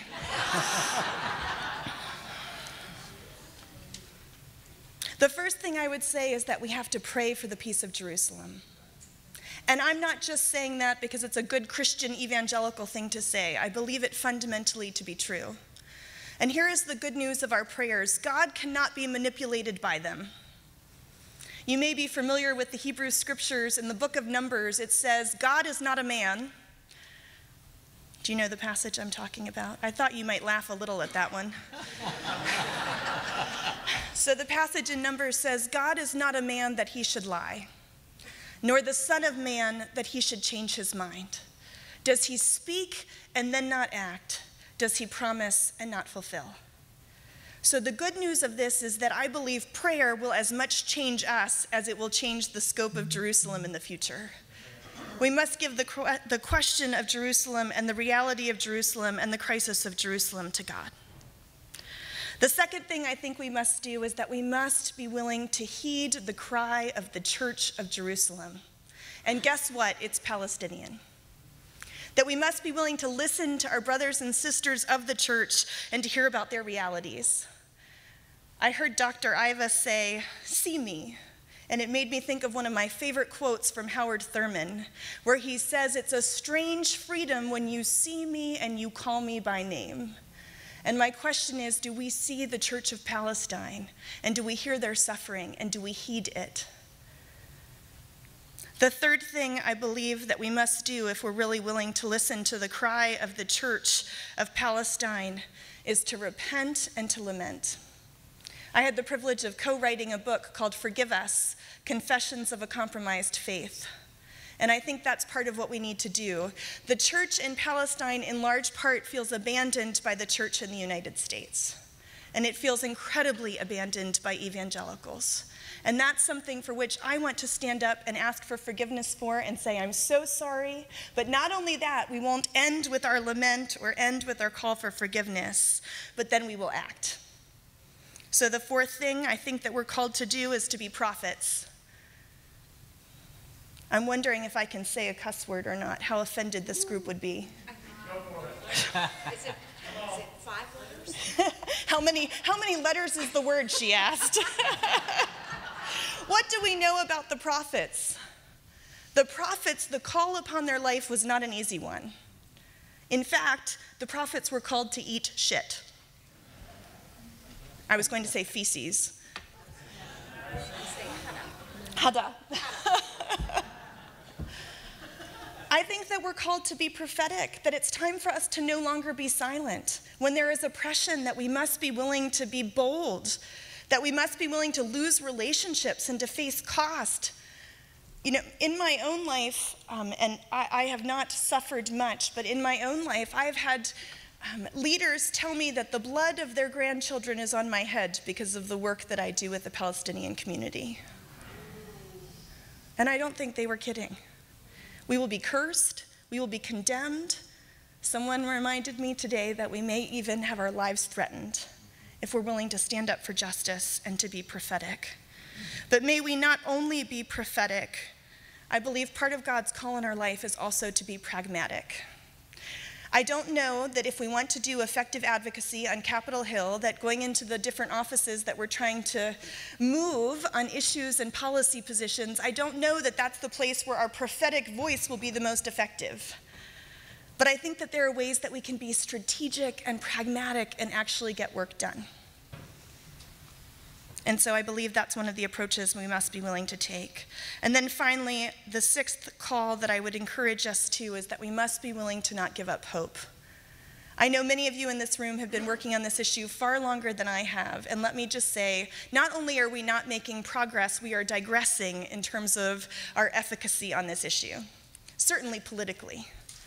And so it seems often like our advocacy is ineffective and it is not making any difference. How many of you feel that way? I feel that viscerally in my gut, where it just makes me sick, where we're running around and we're working so hard, and then the policies that are affected are the exact opposite of what we're advocating for. Let me just say, if you work on these issues, you almost never win. And yet, I believe we have to be faithful and we have to be committed and we have to stay engaged. And I would remind us of also the biblical principle that sometimes when the times are the most darkest is when it is the most necessary for us to be faithful. Because we don't know when the light will come. We don't know when the tipping point will be. My understanding is that every major crisis in global history, at times right before the tides turned, it was often the darkest moment. Do you know what I'm speaking of? Certainly in Northern Ireland, no one ever thought there could be peace between Catholics and Protestants. In South Africa, I'm told with those who were seeking to dismantle the apartheid, that in the days right before the apartheid fell, there was no vision that it was going to happen tomorrow, and yet apartheid fell. And so may that be the hope and encouragement that we carry when we think about dismantling the occupation, when we think about being advocates of justice. That truly, if we want justice for all people in the Middle East, we have to care about the future and the hope and the humanity and the dignity of all people living in the Middle East. Jews, Muslims, Christians, Israelis, and Palestinians. So may we not give up hope as we seek to be advocates of justice. Amen.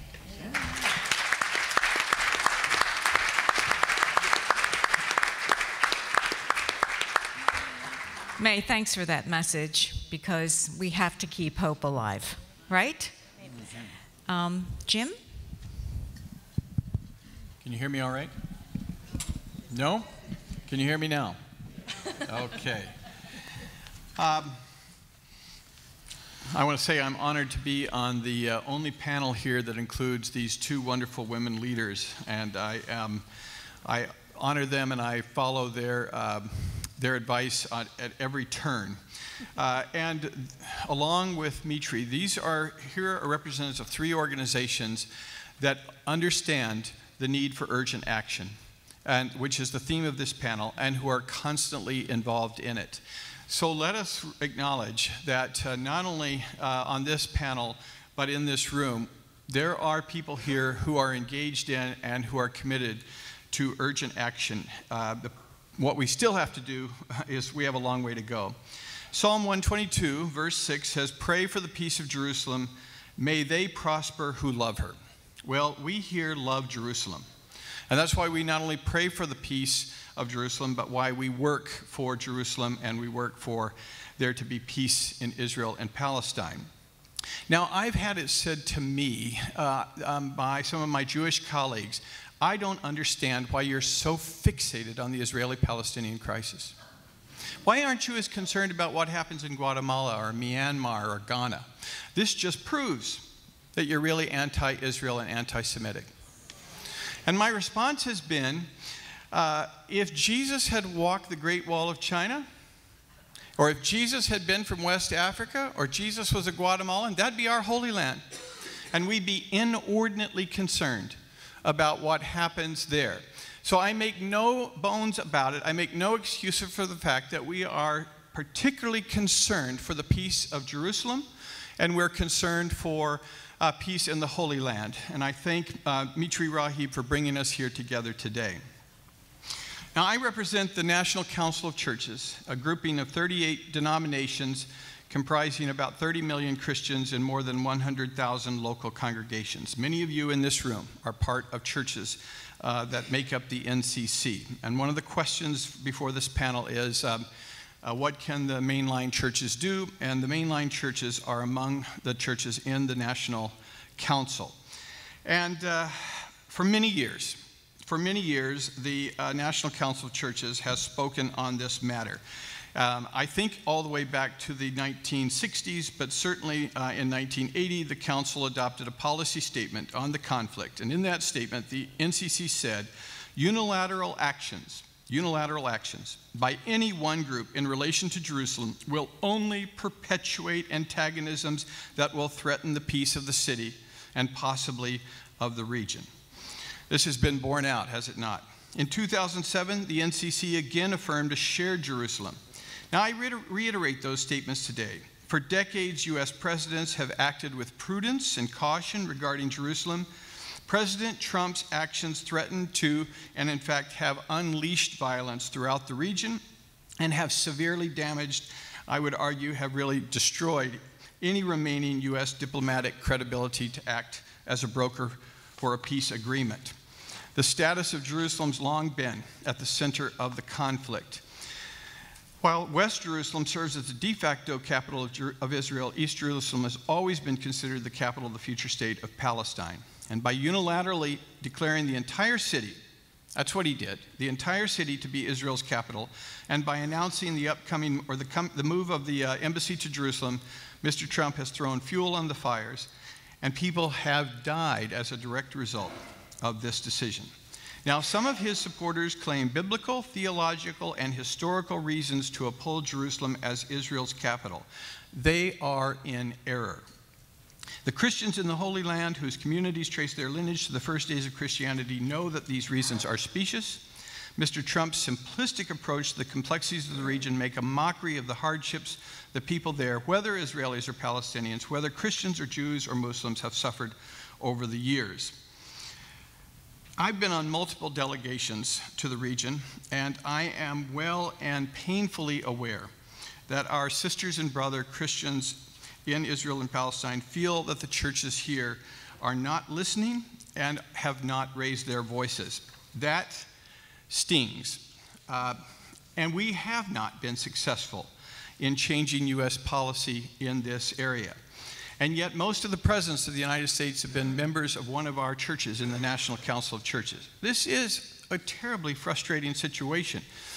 And as May said, we often feel like we fail on not only this issue, but countless other issues, whether it's peace on the Korean Peninsula or securing peace in Myanmar, and on and on and on. It often feels we are walking uphill. I don't need to go through all of the reasons why we have been essentially unsuccessful. But I just read recently a book by Robin DiAngelo called White Fragility. And if you haven't read it, I encourage you to do so. And she explores how white folks in this country get immediately defensive and go into denial when they begin to discuss racism and the reality of systemic racism. Well, one of the things we're also facing is church fragility. Because when this issue comes up of Israel-Palestine, and when we are accused of being anti-Israel or anti-Semitic, most of our people fold. I have been directly asked by Jewish colleagues why I am so anti-Israel. Even this week by one of the leaders of the member churches of the NCC, I was asked why I am anti-Israel. Now, most of our people, whether lay people or local clergy or judicatory leaders, I would submit to you, would melt, fall on the floor, and immediately beg, please tell me how I get off that list. What do I have to say? What do I have to do to avoid being accused of being anti-Israel? Well, I want to tell you, when you are working for a viable, contiguous Palestinian state, you're working for the peace and security of Israel. If you know in your heart that what you're doing is for all of the people in the region, you're not anti-Israel and you're not anti-Semitic. But a lot of our people suffer from fragility and fear that they might be called anti-Jewish, anti-Israel, when they are not. And we have to be mature and strong enough to prepare for this. Iva was talking about her grandmother making quilts. Am I right? Was it your grandmother? And that called to mind an image that I've heard on my trips to Israel and Palestine, and I may have even heard it from Mitri on one of the trips, where it was described that the region is a tapestry of Jews, Christians, and Muslims. And the Christians are disappearing from that tapestry. As somebody said, imagine a tapestry where you pull one thread and the entire tapestry unravels. That's what's underway today. That's what's happening now. So, let me close by quoting 2 Timothy 1, first chapter, 7th verse. For God gave us a spirit not of fear, but of power and love and self-control. So let's remember that as we approach this issue, as we advocate for Jerusalem, as we advocate for peace in the region, that we have self-control here. We're not afraid. We're not trying to harm any people. We want all people there to be safe and secure.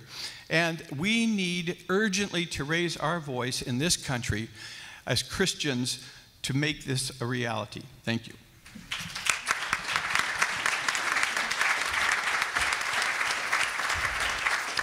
Thank you, Jim. Mitri?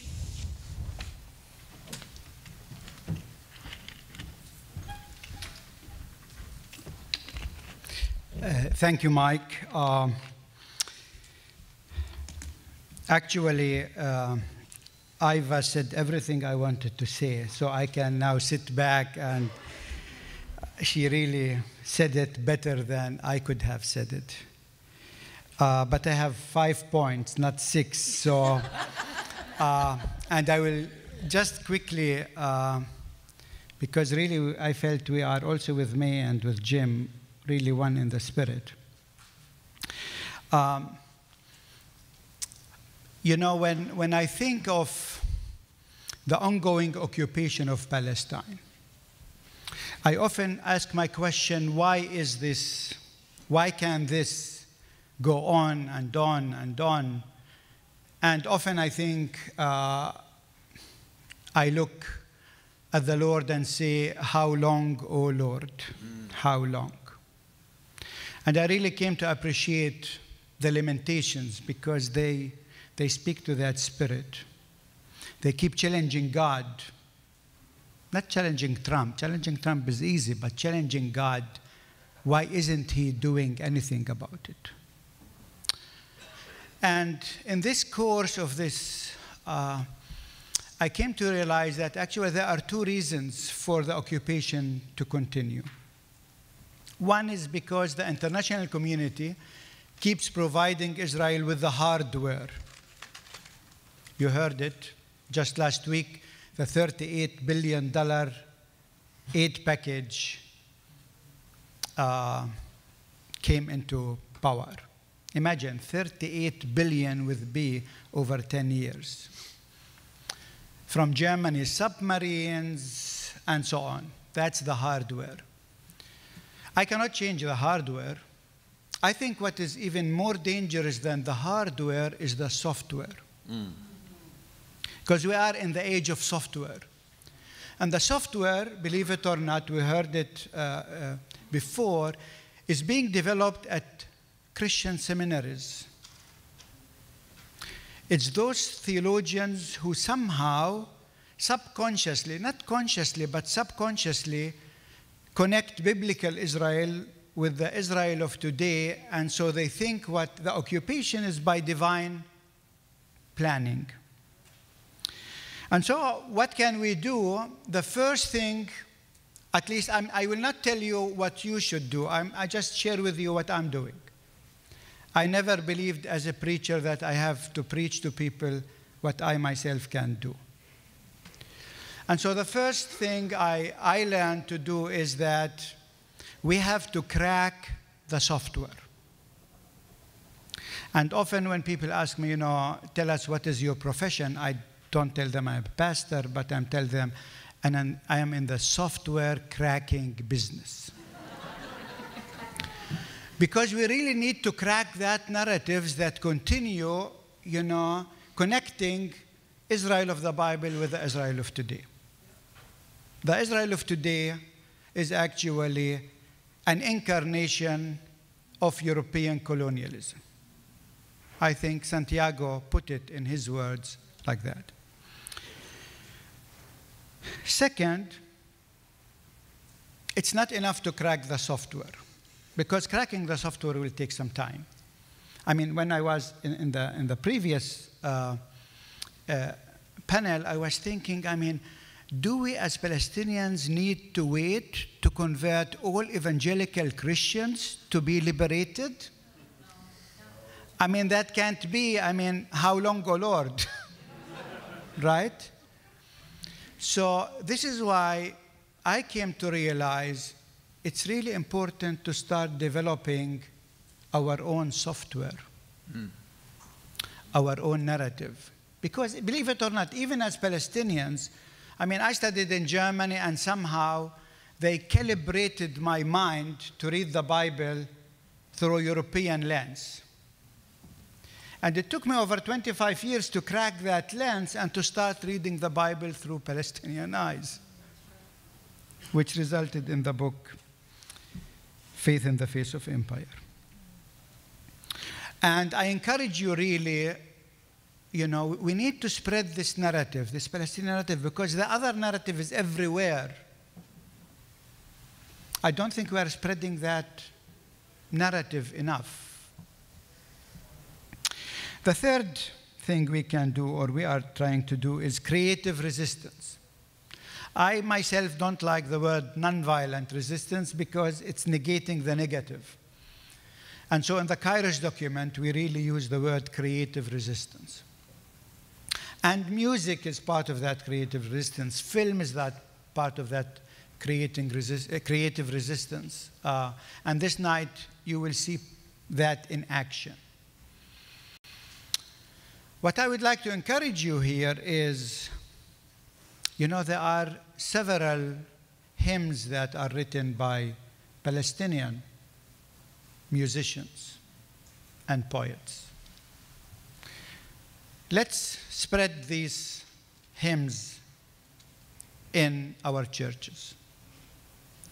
Because, you know, we are singing hymns from so many different contexts, but we haven't utilized this tool of creative resistance with all other. I mean, BDS for me is part of creative resistance as well.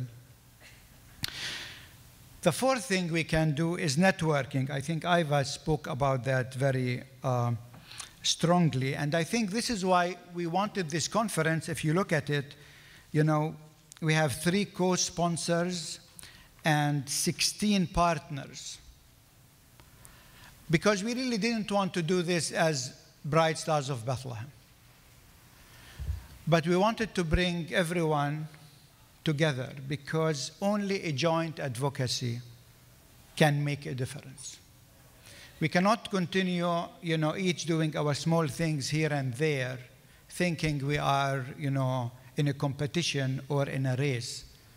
No, actually, we have more and more to come together and to do things together. And I guess what I feel that we could not finish at this conference, but this needs work, is a joint strategy. I didn't feel yet that we have a joint strategy. I think we are calling for it on this panel. But developing it, I feel, is the next step that we have to do. How can we develop a joint strategy?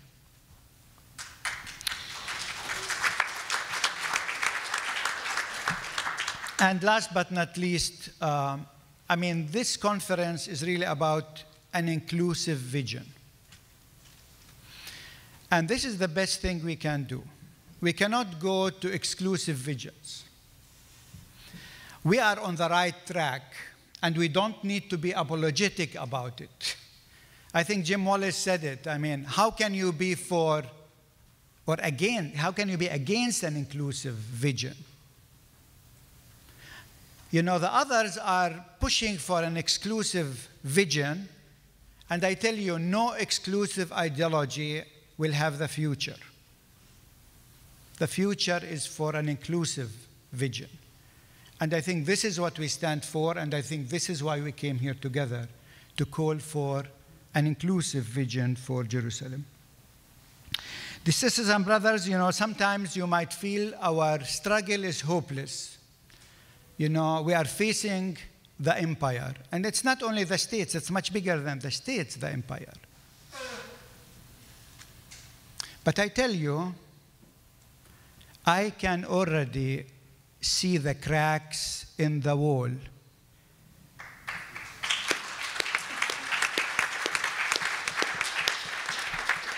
I mean, look around you, and you will realize that the cracks actually are bigger than we have thought. I mean, what's happening in this country, I see it as part of the crack in the wall. It cannot continue like that. You know, the latest legislation in Israel, the nation-state legislation, people thought it's the end of the story.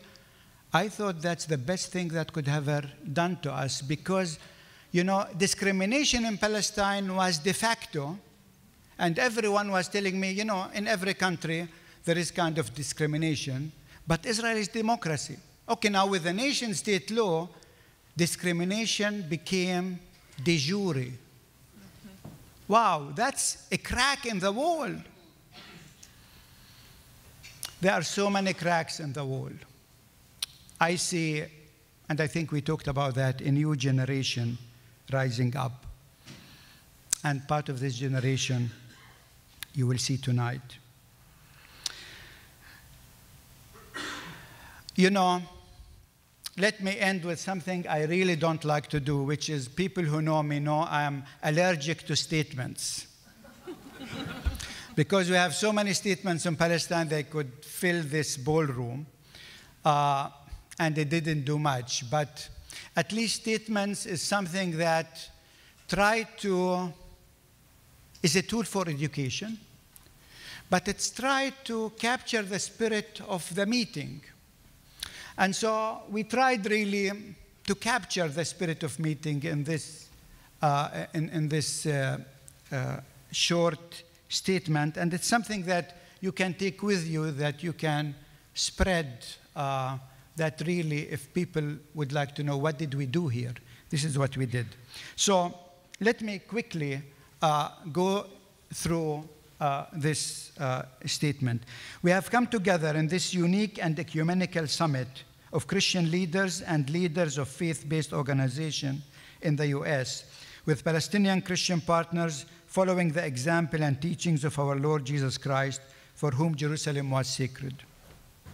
Jerusalem was the city that made him cry. We heard it from me. He wept over the holy city, occupied by the Romans, because its leader didn't know what makes for peace. With this summit, we respond to the call of the psalmist by praying for and working towards the peace of Jerusalem.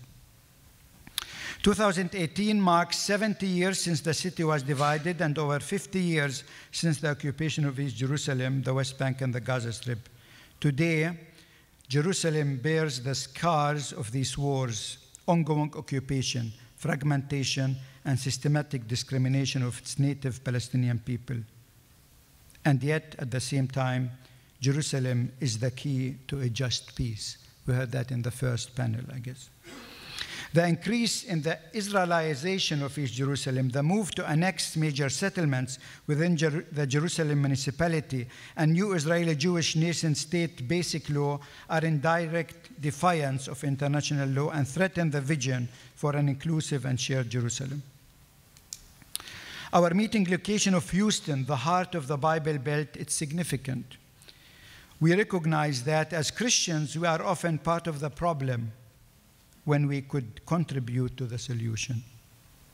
As U.S. Christian leaders, we were disheartened to see our political leaders move the American embassy to Jerusalem in violation of international law and in spite of previous commitments, thus losing credibility and the leverage of an honest broker in the peace process.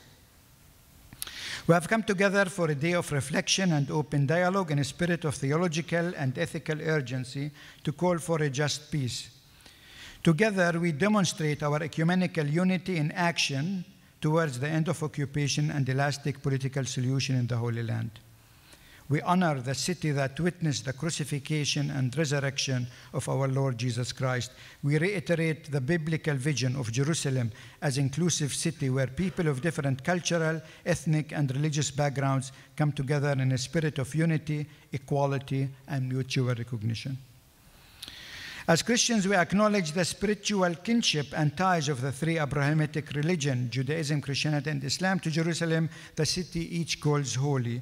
We acknowledge also that this is a city important for two peoples, Palestinians and Israeli, and for their national aspirations. Thus, together with all churches in the Holy Land, we continue to advocate for Jerusalem as an open and shared city for two peoples and three faiths, based on equality and mutuality, a cosmopolitan city with an international dimension as well. We believe that working towards a just and lasting solution in Jerusalem would not only serve the cause of peace and justice in the Holy Land, but also promote overall peace in the Middle East region. A reconciled city would diminish the claims of those who exploit this conflict and religion to serve their own motives, exclusive theologies and racist ideologies. As Christian leaders, we commit to work together proactively to protect the threatened presence of Palestinian Christians in Jerusalem and the entire Holy Land. The current absence of a just political solution is eroding the Christian presence and causing many of these Palestinian living stones to seek lives of dignity and freedom far from their homes in the troubled Holy Land. A just and peaceful solution is imperative and will contribute to the well-being of the children of the God in the city. As U.S. Christian leaders gathered together at this Jerusalem conference, we urge our President and his administration to recognize East Jerusalem. Here we had lots of discussion, should we have just Jerusalem, East Jerusalem, as the capital of the state of Palestine, thus creating a level playing field for Israel and Palestinians to negotiate a shared Jerusalem. I'm thinking here especially of what Santiago talked about, the nation and the state. Urge the U.S. Congress, American politicians, and public figures to adopt a balanced policy that would pave the way for a just solution of the Israeli-Palestinian conflict and a lasting peace. Urge the U.S. Congress to support international laws and reaffirm the critical role of the United Nations in protecting and promoting a just peace based on recognition of Jerusalem as an inclusive city. Call on commercial, governmental, and non-governmental actors, including faith groups and churches, to exert economic leverage to end unfair and unjust practices and policies that violate international laws and conventions, and support interreligious initiatives that promote an inclusive theological vision for a shared Jerusalem. Further, we commit to educate our constituencies regarding the damages consequences of premillennial dispensationalist theology, Christian Zionist, and fundamentalist Christian teaching that creates obstacles to peace and peaceful coexistence in present-day Palestine and Israel. Increase community-based pilgrimages and authentic tourism to the Holy Land with the intent to stay in East Jerusalem and in Palestinian towns and villages in order to engage with indigenous communities, to experience firsthand their hopes and fears, and to contribute to their communities and economic development. Support development in and around Jerusalem through creative social and economical investment, thus demonstrating our commitment to both word and deed, operating at the intersection of faith and finance. And support local churches and faith-based organizations so that they can continue their vital ministries in and around Jerusalem. We remain committed to work on these issues and to follow up on this summit and on the issues presented above. Thank you.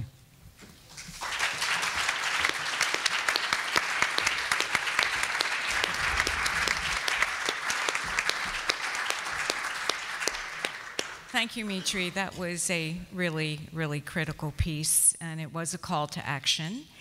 And I was so kind in giving everyone extra minutes. We are at 4:25, and I know we're supposed to end up at 4:30. So are there any questions? We may be able to handle maybe one or two questions, and we also need to go through some closing remarks from our panelists.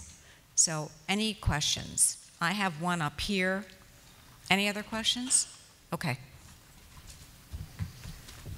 So the question I received is Representative Betty McCollum, Democrat of Minnesota, initiative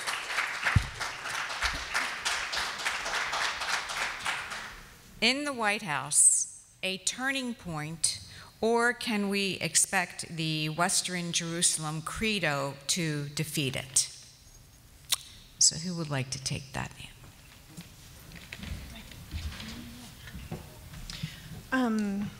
Well, I don't think that Betty McCollum's legislation, which addresses the issue of Palestinian children detained by the Israeli military, I don't think it's directly juxtaposed to West Jerusalem. So I'm not sure I completely understood the question. I will say Churches for Middle East Peace ardently supports Betty McCollum's legislation. It's the first legislation proposed in Congress that is promoting Palestinian human rights, which is quite an accomplishment. So we should celebrate that. You're tired, so you're not celebrating, but that's okay.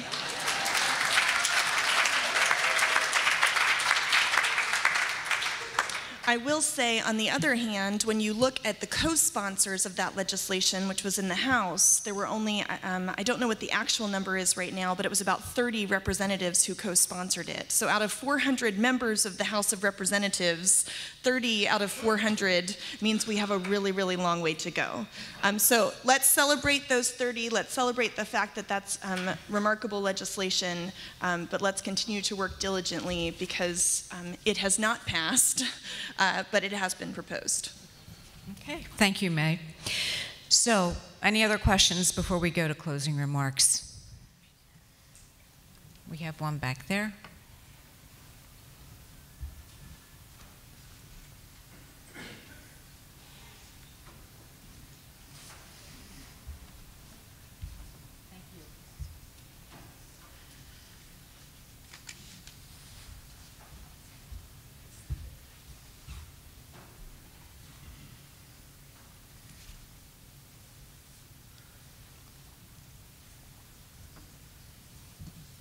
I want to make sure I get this question correctly. Item number 9, are you talking about Mitri's, yes, the position statement? So, Mitri, item number 9, the embassy in East Jerusalem could be counterproductive. If they just do that, then what?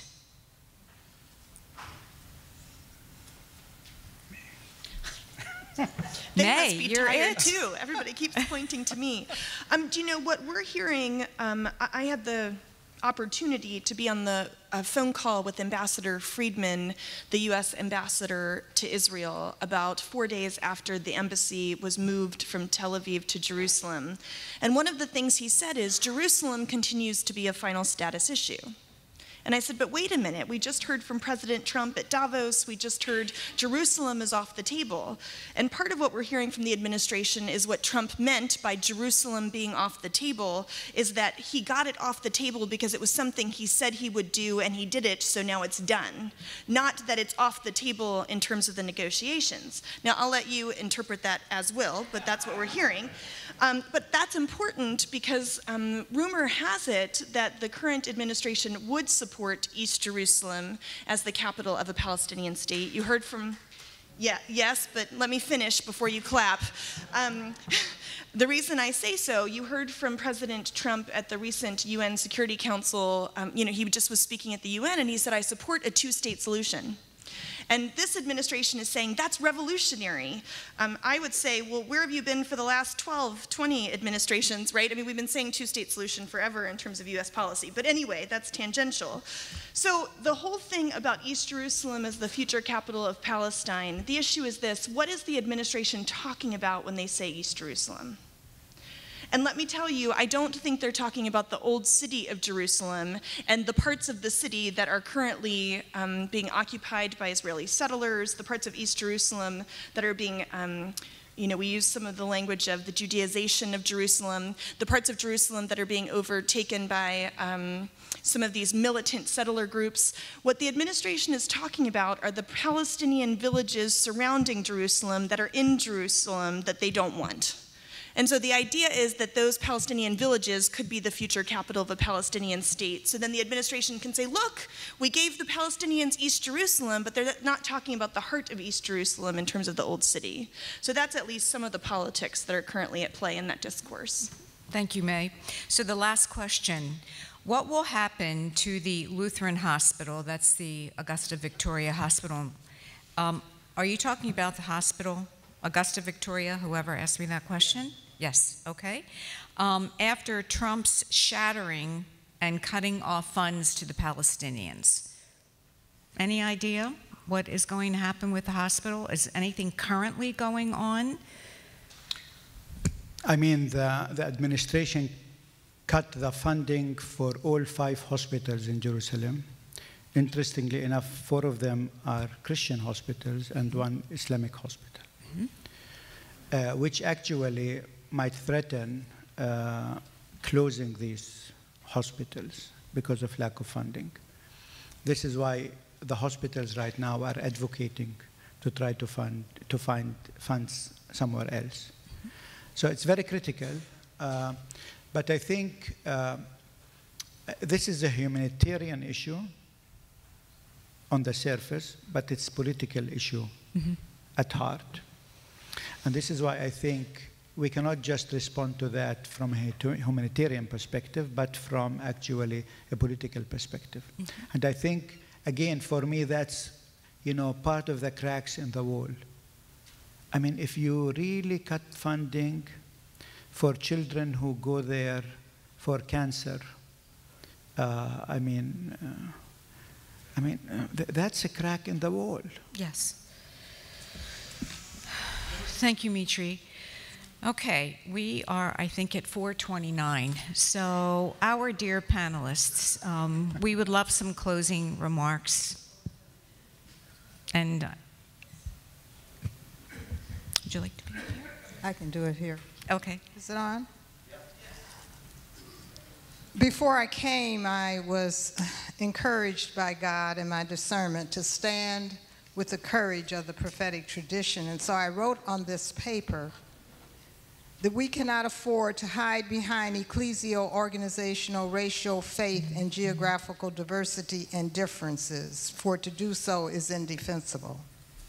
And polite and insightful conversation unaligned with covenants of action and next steps is irresponsible. And acquiescence, complicity with the empire by our silence in the public square is ungodly. But as I sat here, I felt the ancestral spirit of the African-American woman poetess Margaret Burroughs, who asked the question, what shall I tell my children? And so I leave here saying, not in my name and not under my watch. Thank you.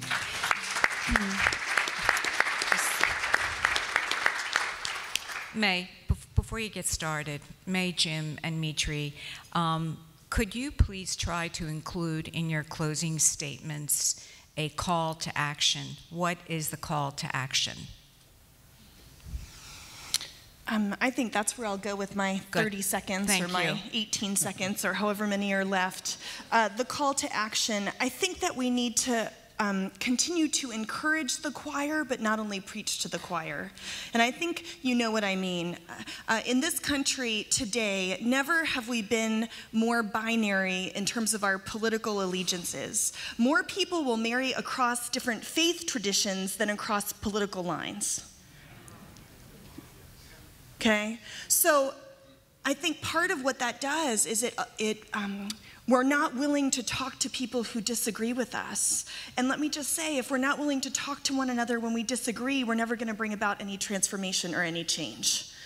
So please don't make me the only one who's speaking at conservative churches in rural Iowa. Right? I mean, part of what I'm saying is we have to be there. And here's the good news. In those spaces, predominantly, more often than not, the words that I hear are, I had no idea. I had no idea. Even still, even when Palestine's in the news every day, people have no idea. I was telling you, I think over lunch, we were talking about this dear Iowa farmer I met who was about 85 years old, and he said, I will stand with the Palestinians when they acknowledge Israel's right to exist. And I said, well, where have you been since the 1990s? Because it was that long ago when the Palestinians acknowledged Israel's right to exist. Right? So we need to do so much work on education. And then here's my invitation. Please, please, please, don't just stay here in Houston. Come and visit us in Washington, D.C. Okay? Our elected officials need to hear stories about beautiful little Palestinian children. One of my proudest accomplishments in life is there's a 5-year-old little girl running around Beit Sahur who is named May. After me. And I have a picture of her on the 4th of July waving an American flag with her Palestinian curls, and I just want you to know we have to change the understanding in the face of the way Palestinians are understood here in America, but particularly in Washington, D.C. So that's my invitation. If you come, we will take you to Capitol Hill. So please do. Ahlan wa sahlan.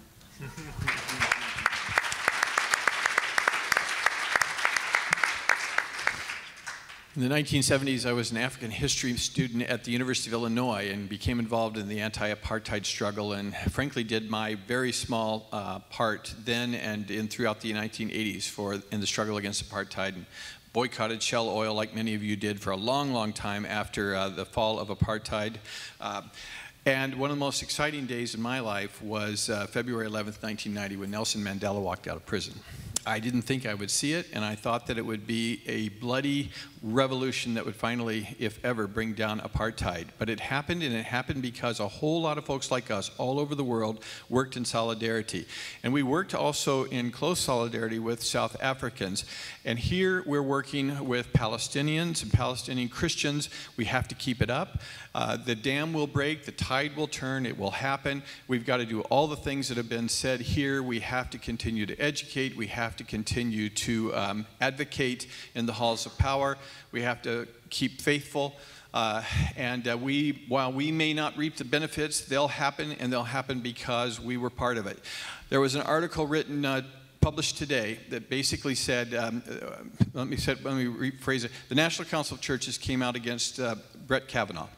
We called for the withdrawal of the Kavanaugh nomination. And predictably, I got a lot of heat for it, and I'm going to get more heat for it. But this article came out today saying, see, this just shows how the churches don't have any influence. I'm willing to wager, I'm not a betting man, that the same author would not have written an article that said, once if the nomination had gone down and the vote had been different, I don't think the article would have appeared that said, because the National Council of Churches came out against Kavanaugh, that's what turned the tide. And some of us will never get the credit, and many of us won't, maybe, and we're not too worried about it. And thank God for that. This is a humble group. We've had to be humble, but we're part of this tide of history. And we know we're on the right side, we're on God's side. We want peace for everyone, and our work will eventually result in peace for Palestine and for Jerusalem.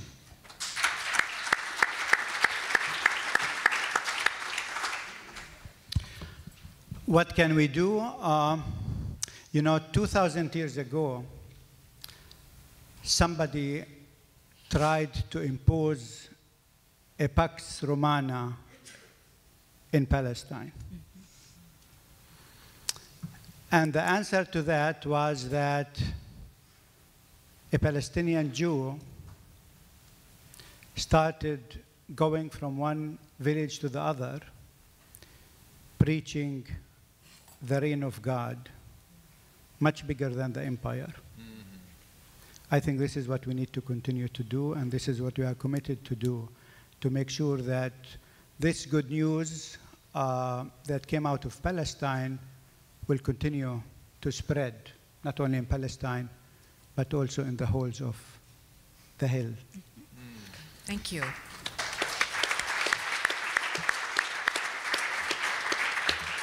Mitri, you sound like an evangelical.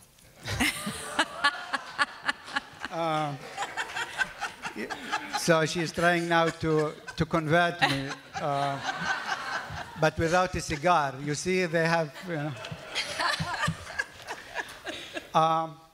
Actually, we are coming to the conclusion of this great day.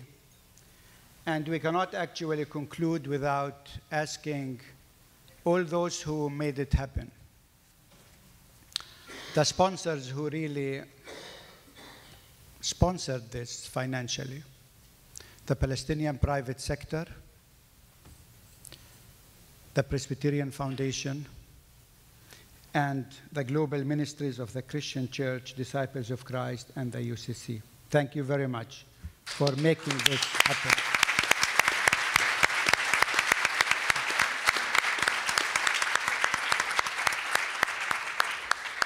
I would like to thank our co-sponsors, the National Council of Churches, Churches for Middle East, and the Proctor Conference. When I wrote them, are you ready to co-sponsor this? Because we don't really want to do it just on our own. We need to be together. They didn't hesitate for 1 second. They immediately all said, yes, we are on board. Thank you very much.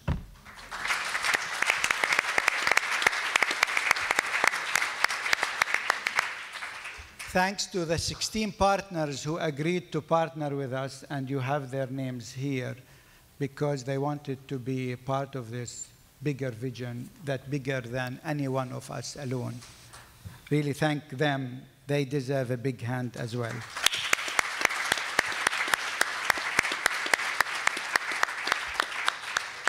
But last but not least, I would like to thank our team who worked so hard. You know, when 6 months ago I said, you know, we have to do something about an inclusive Jerusalem. And they asked, I mean, we have only 6 months, can we pull this together? I tell you, they worked hard day and night. So I would like really to thank Beth Nelson-Cheese. Where is Beth? Beth is there. Jim Hooker, our chairperson.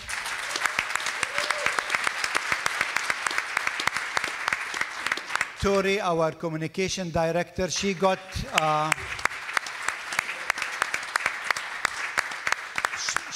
a new baby just 3 weeks ago, imagine, in the middle of all of this. Tori, thank you for going through this. And to John Lindner.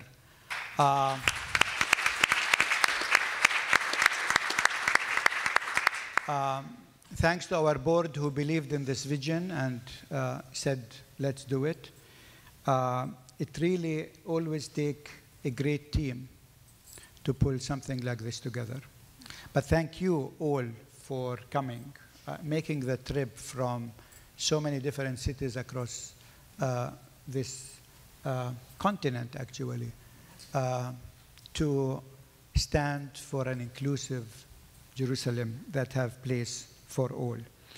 We started with a very powerful woman, this meeting and this day, and we cannot end but with a powerful woman. And so I would like to ask Reverend Alana from from Westminster Presbyterian Church, one of our partner congregations, to say a prayer and the benediction. Maybe we can stand for that.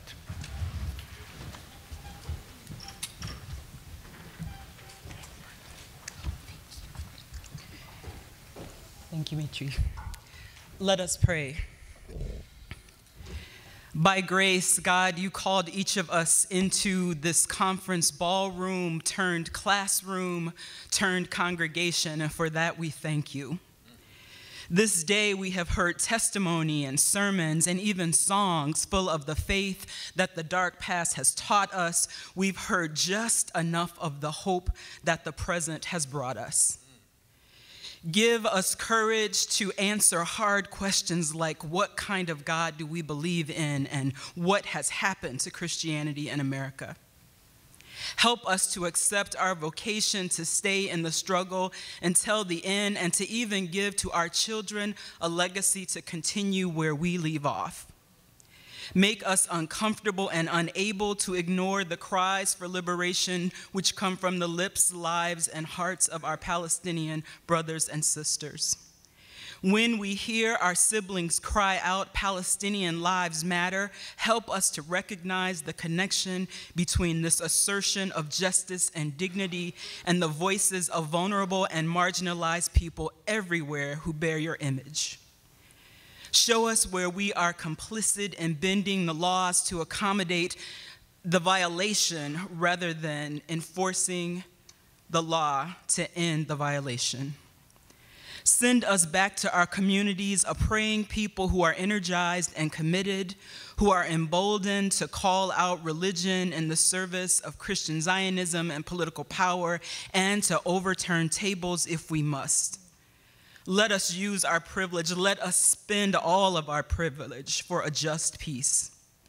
God, we don't want to be known as good Jews or good Christians or good Muslims or even good people. We want to be known as God's people. May we be found on your side, confident that the reign of God is coming, confident that God will resolve it. Amen.